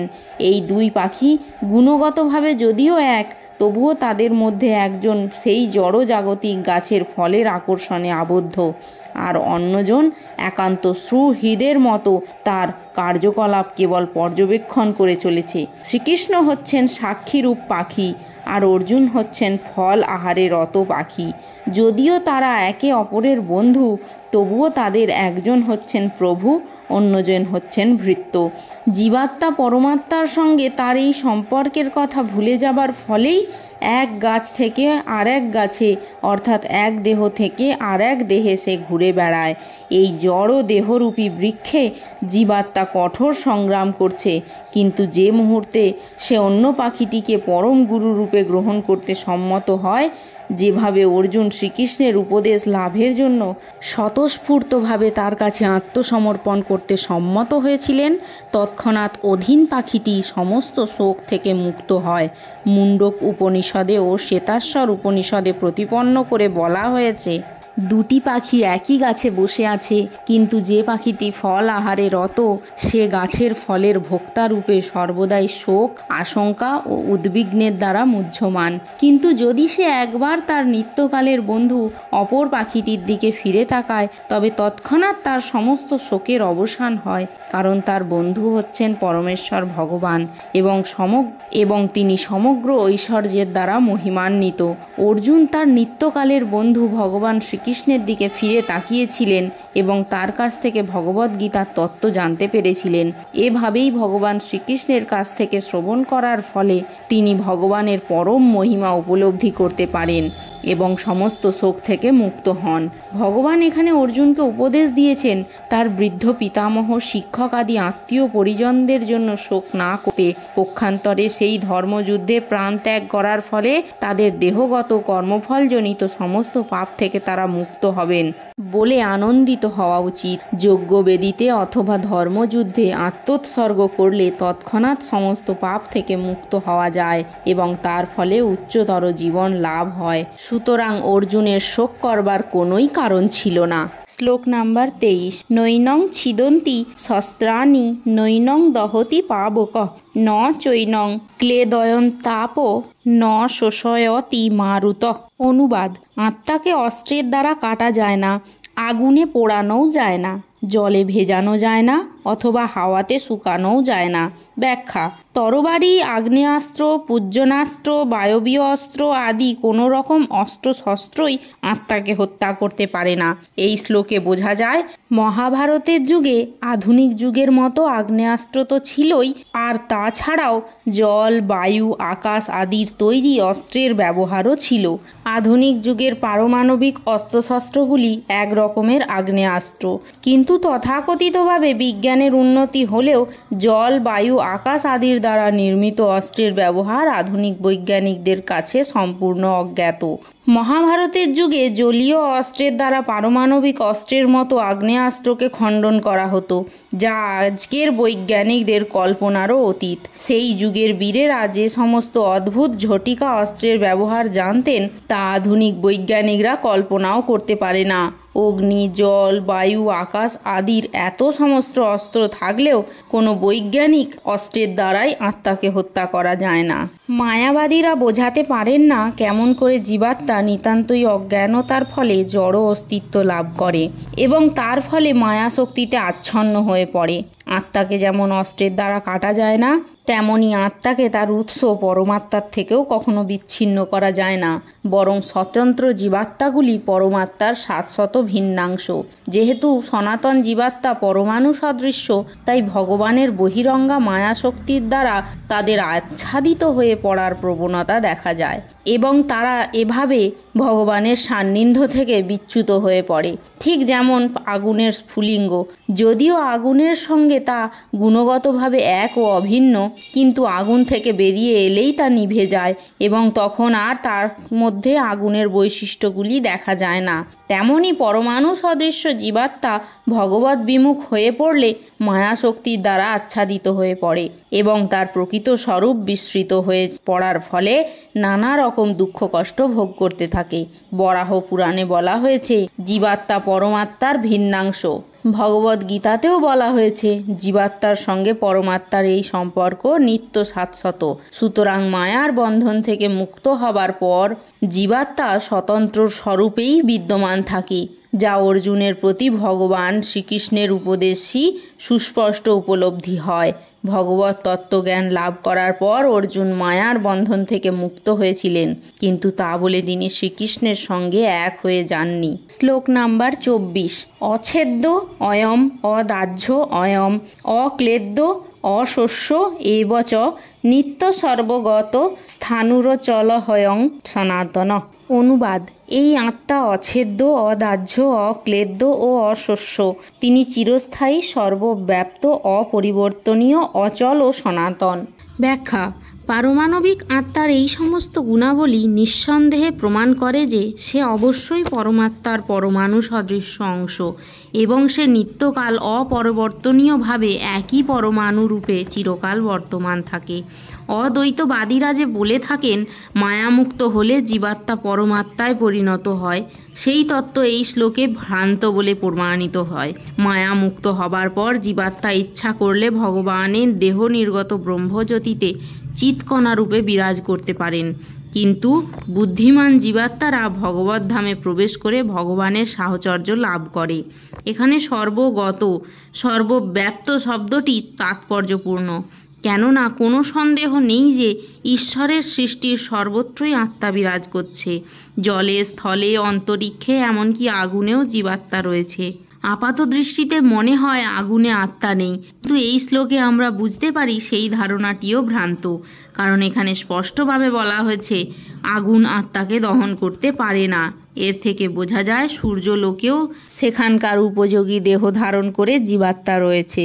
সূর্যলোকে যদি জীব না থাকতো তাহলে সর্বগত অর্থাৎ সর্বত্র আত্মার গতি কথাটি ব্যবহার হতো না। শ্লোক নাম্বার 25। অব্যক্তহম চিন্তয়হম বিকার্যহম মুচ্যতে তস্মাদেবং বিদিত্যৈনং নানু শোচিতুমহর্ষি। অনুবাদ: এই আত্মা অব্যক্ত, অচিন্ত ও অবিকারী বলে শাস্ত্রে উক্ত হয়েছে। অতএব এই সনাতন স্বরূপ অবগত হয়ে দেহের জন্যে তোমার শোক করা উচিত নয়। ব্যাখ্যা: পূর্বে বলা হয়েছে জড়জাগতিক বিচারে আত্মার আয়তন এত সূক্ষ্ম যে সবচেয়ে শক্তিশালী অনুবীক্ষণ যন্ত্রের সাহায্যেও তাকে দেখা যায় না, তাই সে অদৃশ্য। আত্মার অস্তিত্বকে পরীক্ষামূলকভাবে বা বৈজ্ঞানিক গবেষণার দ্বারা প্রমাণ করা যায় না। এর একমাত্র প্রমাণ হচ্ছে শ্রুতি প্রমাণ বা বৈদিক জ্ঞান। আত্মার অস্তিত্ব আমরা সব সময়ই অনুভব করতে পারি। আত্মার অস্তিত্ব সম্বন্ধে কারোর মনে কোনো সন্দেহ থাকা উচিত নয়। তাই এই বৈদিক সত্যকে আমাদের গ্রহণ করতেই হবে, কারণ এছাড়া আর কোনো উপায়েই আত্মার অস্তিত্বের এই নিগূঢ় তত্ত্বকে জানতে পারা যায় না। উচ্চতর কর্তৃপক্ষের ওপর নির্ভর করে আমাদের অনেক কিছুই স্বীকার করতে হয়। আমাদের পিতৃ পরিচয় যেমন মায়ের কাছ থেকে জানা ছাড়া আর কোনো উপায়েই জানতে পারা যায় না, এবং মায়ের প্রদত্ত পিতৃ পরিচয়কে যেমন আমরা অস্বীকার করতে পারি না, আত্মা সম্বন্ধেও তেমনি বৈদিক জ্ঞান বা শ্রুতি প্রমাণ ছাড়া আর কোনো উপায়েই জানা সম্ভব নয়। পক্ষান্তরে বলা যায়, মানুষের সীমিত ইন্দ্রিয়লব্ধ জড় জ্ঞানের দ্বারা কখনোই আত্মার তত্ত্ব উপলব্ধি করা যায় না। বেদে বলা হয়েছে আত্মা হচ্ছে চেতন, আত্মার থেকেই সমস্ত চেতনের প্রকাশ হয়। এই সত্যকে আমরা অনায়াসেই উপলব্ধি করতে পারি। তাই যারা বুদ্ধিমান তারা এই বৈদিক সত্যকে স্বীকার করেন। দেহের পরিবর্তন হলেও আত্মার কখনো পরিবর্তন হয় না। চির অপরিবর্তনীয় আত্মা চিরকালই বিভু চৈতন্য পরমাত্মার পরমাণু সদৃশ্য অংশরূপেই বিদ্যমান থাকে। পরমাত্মা অসীম, অনন্ত এবং আত্মা পরমাণু সদৃশ্য। আত্মার কখনো কোনো রকম পরিবর্তন হয় না। তাই সে চিরকালই পরমাণু সদৃশ্য থাকে। তার পক্ষে বিভু চৈতন্য বিশিষ্ট পরমাত্মা বা ভগবান হওয়া কখনোই সম্ভব নয়। বেদে নানা রকমভাবে বারবার এই কথা উল্লেখ করা হয়েছে যাতে আমরা আত্মার অস্তিত্বকে উপলব্ধি করতে পারি। কখনো তত্ত্বকে নির্ভুলভাবে ও সম্যক রূপে বুঝতে হলে সেই জন্য তার পুনরাবৃত্তি দরকার। শ্লোক নাম্বার 26। অথ চৈনং নিত্যজাতং নিত্যং বা মানসে মৃতম তথাপি তং মহাবাহ নৈনং শচিতু মহর্ষি। অনুবাদ: হে মহাবাহ, আর যদি তুমি মনে করো যে আত্মার বারবার জন্ম হয় এবং মৃত্যু হয়, তাহলেও তোমার শোক করার কোনো কারণ নেই। ব্যাখ্যা: প্রায় বৌদ্ধদের মতন কিছু দার্শনিক আছে যারা আত্মার দেহাতীত স্বতন্ত্র অস্তিত্বের কথা মানতে চায় না। ভগবান শ্রীকৃষ্ণ যখন ভগবদ্গীতা বলেন, সেই যুগেও এই ধরনের নাস্তিক ছিল। তাদের বলা হতো লোকায়তিক। বৌদ্ধদের মতন কিছু দার্শনিক আছে যারা আত্মার দেহাতীত স্বতন্ত্র অস্তিত্বের কথা মানতে চায় না। ভগবান শ্রীকৃষ্ণ যখন ভগবদ্গীতা বলেন, সেই যুগেও এই ধরনের নাস্তিক ছিল। তাদের বলা হতো লোকায়তিক ও বৈভাষিক। এই সমস্ত দার্শনিকদের মতবাদ হচ্ছে জড় পদার্থের সমন্বয়ে কোনো এক বিশেষ পরিণত অবস্থায় প্রাণের উদ্ভব হয়। তাদের মতে দেহটি হচ্ছে কতকগুলি জড় উপাদানের সমন্বয় মাত্র এবং কোনো এক পর্যায়ে জড় উপাদান ও রাসায়নিক উপাদানের ক্রিয়া প্রতিক্রিয়ার ফলে প্রাণের লক্ষণ বিকশিত হয়। এই প্রকার দার্শনিকদের মতো অর্জুন যদি আত্মার অস্তিত্বে অবিশ্বাস করতেন, তাহলেও তার শোক করার কোনো কারণ ছিল না। কিছু পরিমাণ রাসায়নিক পদার্থের বিনাশের জন্য কেউ শোক করে না এবং তার কর্তব্য কর্ম থেকেও বিরত হয় না। পক্ষান্তরে আধুনিক বিজ্ঞান ও বৈজ্ঞানিক যুদ্ধবিগ্রহে শত্রু জয় করার উদ্দেশ্যে কত টন টন রাসায়নিক উপাদান তো নষ্ট হচ্ছে। বৈভাষিক দর্শন অনুসারে দেহের সঙ্গে সঙ্গে তথাকথিত আত্মার বিনাশ হয়। সুতরাং অর্জুন যদি বৈদিক মতবাদকে অস্বীকার করে আত্মাকে নশ্বর বলে মনে করতেন, অর্থাৎ দেহের সঙ্গে সঙ্গে আত্মাও বিনাশপ্রাপ্ত হয় বলে মনে করতেন, তাহলেও তার অনুশোচনা করার কোনোই কারণ ছিল না। এই মতবাদ অনুযায়ী যেহেতু ঘটনাচক্রে জড় পদার্থ থেকে প্রতি মুহূর্তে অসংখ্য জীবের উদ্ভব হচ্ছে এবং প্রতি মুহূর্তে এই রকম অসংখ্য জীব বিনাশপ্রাপ্ত হয়ে পুনরায় জড় পদার্থে পরিণত হচ্ছে, তাই এর জন্য দুঃখ করার কোনোই কারণ নেই। এই মতবাদের ফলে যেহেতু পুনর্জন্মের কোনো প্রশ্নই ওঠে না, তাই অর্জুনের পিতামহ, আচার্য আদি আত্মীয় পরিজনদের হত্যাজনিত পাপের ফল ভোগ করারও কোনো ভয় নেই। কিন্তু সেই সঙ্গে ভগবান শ্রীকৃষ্ণ বিদ্রূপ সহকারে অর্জুনকে মহাবাহু অর্থাৎ যার বাহুদ্বয় মহাশক্তি সম্পন্ন বলে সম্বোধন করেছেন, কারণ অন্ততপক্ষে তিনি বৈদিক জ্ঞানের বিরোধী বৈভাষিকদের মতবাদ স্বীকার করেননি এবং তার ফলে তাকে মনে করিয়ে দিচ্ছেন যে তিনি ক্ষত্রিয়। এই বর্ণ বিভাগ বৈদিক সংস্কৃতির অবিচ্ছেদ্য অঙ্গ এবং যে এই বৈদিক বর্ণাশ্রম ধর্ম মেনে চলে সে বৈদিক নির্দেশ অনুসারে আত্মার অস্তিত্বে বিশ্বাসও করে। শ্লোক নাম্বার 27। জাতস্য হি ধ্রুব মৃত্যুর্ধ্রুবং জন্ম মৃত্যস্য চ তস্মাৎ পরিহার্যার্থে ন ত শচিতু মহর্ষি। অনুবাদ: যার জন্ম হয়েছে তার মৃত্যু অবশ্যম্ভাবী এবং যার মৃত্যু হয়েছে তার জন্মও অবশ্যম্ভাবী। অতএব অপরিহার্য কর্তব্য সম্পাদন করার সময় তোমার শোক করা উচিত নয়। ব্যাখ্যা: পূর্বকৃত কর্ম অনুসারে কোনো বিশেষ দেহ প্রাপ্ত হয়ে আত্মা জন্মগ্রহণ করে, আর সেই দেহের মাধ্যমে কিছুকাল জড়জগতে অবস্থান করার পর সেই দেহের বিনাশ হয় এবং তার কর্মফল অনুযায়ী সে আবারও একটা নতুন দেহ ধারণ করে জন্মগ্রহণ করে। এইভাবেই আত্মা জড়বন্ধন থেকে মুক্ত না হওয়া পর্যন্ত জন্ম মৃত্যুর চক্রে আবর্তিত হতে থাকে। সে যাই হোক, এই জন্ম মৃত্যুর চক্র অনর্থক যুদ্ধ, হত্যা ও হিংসাকে কোনো প্রকারেই অনুমোদন করে না। কিন্তু তবুও মানব সমাজে নিয়ম শৃঙ্খলা বজায় রাখার জন্য হিংসা, হত্যা ও যুদ্ধ অপরিহার্য হয়ে পড়ে এবং তা যখন সমাজের মঙ্গলের জন্য সাধিত হয় তখন তা সম্পূর্ণ ন্যায়সঙ্গত। ভগবানের ইচ্ছার ফলে কুরুক্ষেত্রের যুদ্ধ আয়োজিত হয়েছিল বলে তা সম্পূর্ণ অবশ্যম্ভাবী ছিল এবং ন্যায়সঙ্গত, কারণ যুদ্ধ করাটা ক্ষত্রিয়ের ধর্ম। যেহেতু তিনি সঠিকভাবে কর্তব্য কর্মের অনুষ্ঠান করছিলেন, তাই তার আত্মীয় স্বজনের বিয়োগে কেন তিনি ভীত বা শোকান্বিত হবেন? কর্তব্য কর্ম থেকে ভ্রষ্ট হলে পাপ হয়, এবং অর্জুন যে স্বজন হত্যার পাপের ভয়ে ভীত হচ্ছিলেন, প্রকৃতপক্ষে সেই পাপ তার হতো যদি তিনি যুদ্ধে বিমুখ হয়ে রণাঙ্গন পরিত্যাগ করতেন। এই ধর্মযুদ্ধ থেকে বিরত থাকলেও মৃত্যুর হাত থেকে তিনি তাদের তথাকথিত আত্মীয় স্বজনদের রক্ষা করতে পারতেন না। প্রকৃতির বিধান অনুযায়ী একদিন না একদিন তাদের মৃত্যু অবধারিত, কিন্তু অর্জুন যদি তার কর্তব্য কর্ম থেকে বিচ্যুত হয়ে পথভ্রষ্ট হয়ে পড়তেন, তাহলে তার মান মর্যাদা ধূলিসাৎ হতো। শ্লোক নাম্বার 28। অব্যক্তাদীনি ভূতানি বক্তমধ্যানি ভারত অব্যক্ত নিধনানি এব অত্র কা পরিদেবনা। অনুবাদ: হে ভারত, সমস্ত সৃষ্ট জীব উৎপন্ন হওয়ার আগে অপ্রকাশিত ছিল। তাদের স্থিতিকালে তারা প্রকাশিত হয় এবং বিনাশের পর আবার অপ্রকাশিত হয়ে যায়। সুতরাং সেই জন্য শোক করার কি কারণ? ব্যাখ্যা: আত্মার অস্তিত্বে বিশ্বাসী ও অবিশ্বাসী উভয় মতবাদকে মেনে নিলেও শোকের কোনো কারণ নেই। যারা আত্মার অস্তিত্ব স্বীকার করে না, বৈদিক মতাবলম্বীরা তাদের নাস্তিক বলে অভিহিত করেন। তবুও এমনকি যদি তর্কের খাতিরে এই নাস্তিক মতবাদকে সত্য বলে গ্রহণ করা হয়, তাহলেও অনুশোচনা করার কোনো কারণই নেই। কারণ জড়ের মধ্য থেকে প্রাণের উদ্ভব হয়ে যদি আবার জড়ের মধ্যেই বিলীন হয়ে যায়, তবে সেই অনিত্য বস্তুর জন্য শোক করা নিতান্তই নিরর্থক। আত্মার স্বতন্ত্র অস্তিত্বের কথা ছেড়ে দিলেও সৃষ্টির পূর্বে জড় উপাদানগুলি থাকে অব্যক্ত।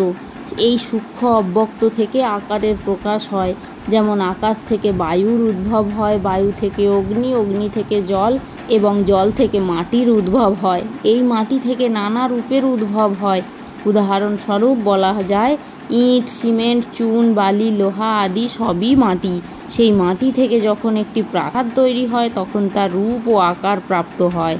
তারপর এক সময় সেই প্রাসাদ ধ্বংসপ্রাপ্ত হয়ে মাটিতেই মিশে যায়। যে বস্তু দিয়ে প্রাসাদটি গড়া হয়েছিল তার অণুপরমাণুগুলি কোনো পরিবর্তন হয় না। শক্তি সংরক্ষণের নীতি বর্তমানই থাকে।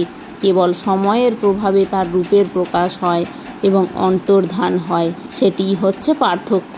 সুতরাং এই আবির্ভাব ও অন্তর্ধানের জন্য শোক করার কী কারণ থাকতে পারে? যে কোনোভাবেই হোক না কেন, এমনকি অব্যক্ত অবস্থাতেও বস্তুর বিনাশ হয় না। আদিতে ও অন্তে জড়ের রূপ থাকে না, কেবল মধ্যে তার রূপ ও গুণের প্রকাশ হয়ে আমাদের ইন্দ্রিয় গ্রাহ্য হয়। সুতরাং এর ফলে কোনো জড়জাগতিক পার্থক্য সূচিত হয় না।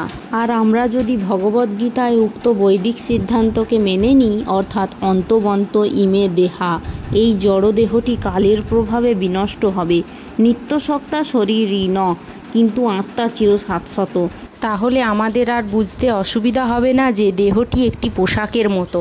তাই এই পোশাকটির পরিবর্তনের জন্য কেন আমরা শোক করব? আত্মার নিত্যতা পরিপ্রেক্ষিতে বিচার করে দেখলে সহজেই বুঝতে পারা যায় জড় দেহের যথার্থই কোনো অস্তিত্ব নেই। এটি অনেকটা স্বপ্নের মতো। স্বপ্নে যেমন আমরা কখনো দেখি আকাশে উড়ছি অথবা রাজা হয়ে সিংহাসনে বসে আছি, কিন্তু ঘুম ভেঙে যায় যখন, তখন বুঝতে পারি আমরা আকাশেও উড়িনি অথবা রাজা হয়ে সিংহাসনেও বসিনি। আমাদের জড় অস্তিত্বটিও তেমনই আমাদের মন, বুদ্ধি ও অহংকারের বিকার। বৈদিক জ্ঞান আমাদের দেহের অনিত্যতার পরিপ্রেক্ষিতে তত্ত্বজ্ঞান উপলব্ধি করতে অনুপ্রাণিত করে। সুতরাং কেউ আত্মার অস্তিত্ব বিশ্বাস করুক অথবা আত্মার অস্তিত্বে অবিশ্বাস করুক না কেন, যে কোনো অবস্থাতেই জড় দেহ বিনাশের জন্য শোক করার কোনো কারণ নেই। শ্লোক নাম্বার 29। আশ্চর্যবৎ পশ্যতি কশ্চিদেনম আশ্চর্যবৎ বদতি তথৈ চানঃ আশ্চর্যবশ্চৈ নমন্য শৃণ্যতি শ্রুত্তাপেনং বেদ ন চৈব কশ্চিৎ। অনুবাদ: কেউ এই আত্মাকে আশ্চর্যবৎ দর্শন করেন, কেউ আশ্চর্যভাবে বর্ণনা করেন এবং কেউ আশ্চর্য জ্ঞানে শ্রবণ করেন, আর কেউ শুনেও তাকে বুঝতে পারেন না। ব্যাখ্যা: উপনিষদের তত্ত্বজ্ঞানের ভিত্তির ওপর গীতা উপনিষদ অধিষ্ঠিত, তাই এই শ্লোকের ভাব কঠোর উপনিষদের শ্লোকটিতেও দেখা যায়। সত্য ঘটনা হচ্ছে যে পারমাণবিক আত্মা বিশালাকায় পশুর দেহে, বিশাল বটবৃক্ষে আবার অতি ক্ষুদ্র জীবাণু, যার লক্ষ কোটি সংখ্যায় মাত্র 1 ইঞ্চি পরিমাণ জায়গাতেও থাকতে পারে, তাদের দেহেও অবস্থান করে। এটি অতি আশ্চর্যের কথা যে সমস্ত মানুষ সীমিত জ্ঞানসম্পন্ন এবং যাদের চিন্তাধারা সংযম ও তপশ্চর্যার প্রভাবে পবিত্র হয়নি, তারা কখনোই পারমাণবিক জীবাত্মার বিস্ময়কর স্ফুলিঙ্গ রহস্য উপলব্ধি করতে পারে না। এমনকি বৈদিক জ্ঞানের মহান প্রবক্তা ভগবান শ্রীকৃষ্ণ, যিনি ব্রহ্মাণ্ডের প্রথম সৃষ্ট জীব ব্রহ্মাকে পর্যন্ত ভগবত তত্ত্বজ্ঞান দান করেছিলেন, তিনি নিজে এসে সেই জ্ঞান দান করার পরেও তার মর্ম তারা উপলব্ধি করতে পারে না। স্থূল জড় পদার্থের দ্বারা অতিমাত্রায় প্রভাবিত হয়ে পড়ার ফলে বর্তমান যুগের অধিকাংশ মানুষ কল্পনা করতে পারে না পরমাণুর চাইতেও অনেক ছোট যে আত্মা, তা কী করে তিমি মাছের মতো বৃহৎ জন্তুর দেহে, আবার জীবাণুর মতো অতি ক্ষুদ্র প্রাণীর দেহে উপস্থিত থেকে তাতে প্রাণ সঞ্চার করতে পারে। তাই মানুষ আত্মার কথা শুনে অথবা আত্মার কথা অনুমান করে অত্যন্ত আশ্চর্য হয়। মায়াশক্তির প্রভাবে মোহাচ্ছন্ন হয়ে পড়ার ফলে মানুষ তাদের ইন্দ্রিয়ের তৃপ্তি সাধন করতে এতই ব্যস্ত যে আত্মতত্ত্ব সম্বন্ধে কোনো রকম চিন্তা করার সময় পর্যন্ত তাদের নেই।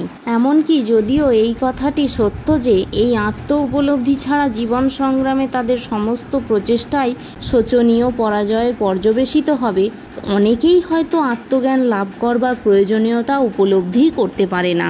ফলে জড়জাগতিক ক্লেশের পীড়নে তারা অহরহ নির্যাতিত হয় এবং তারা মুক্ত হবার কোনো উপায় খুঁজে পায় না।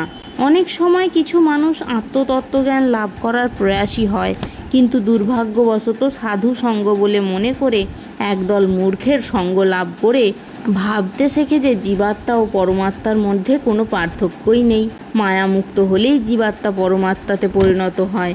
এমনকি মানুষ খুবই বিরল যিনি জীবাত্মা পরমাত্মা, তাদের নিজ নিজ কার্যকলাপ ও পরস্পরের মধ্যে সম্পর্ক এবং অন্যান্য পুঙ্খানুপুঙ্খ তত্ত্ব বুঝতে পারেন। আরও বিরল হচ্ছে যে সেই মানুষকে খুঁজে পাওয়া যিনি এই তত্ত্বজ্ঞানকে সম্পূর্ণভাবে উপলব্ধি করেছেন এবং যিনি বিভিন্ন রূপের মধ্যে আত্মার অবস্থানের বর্ণনা দিতে সক্ষম। যদি কেউ আত্মার এই জ্ঞানকে যথাযথভাবে উপলব্ধি করতে পারে, তাহলেই তার জন্ম সার্থক হয়। মানব জন্ম লাভ করবার একমাত্র উদ্দেশ্য হচ্ছে এই তত্ত্বজ্ঞান উপলব্ধি করে মায়ামুক্ত হয়ে চিৎ জগতে ফিরে যাওয়া। এই তত্ত্বজ্ঞান লাভ করার সবচেয়ে সহজ উপায় হচ্ছে অন্যান্য মতবাদের দ্বারা বিপদগামী না হয়ে মহত্তম প্রবক্তা ভগবান শ্রীকৃষ্ণের মুখনিসৃত ভগবদ্গীতার বাণীর যথার্থ মর্ম উপলব্ধি করা এবং তার শিক্ষা অনুযায়ী জীবনযাপন করা। বহু জন্মের পুণ্যফলে এবং বহু তপস্যার বলে ভগবান শ্রীকৃষ্ণকে মানুষ সর্বকারণের কারণ পরমেশ্বর রূপে উপলব্ধি করতে পারেন এবং তার চরণে আত্মনিবেদন করতে সমর্থ হন। অনেক সৌভাগ্যের ফলে মানুষ সদ্গুরুর সন্ধান পায়, যারা অহৈতুকী কৃপার ফলে সেই ভগবত তত্ত্বজ্ঞান লাভ করতে পারেন।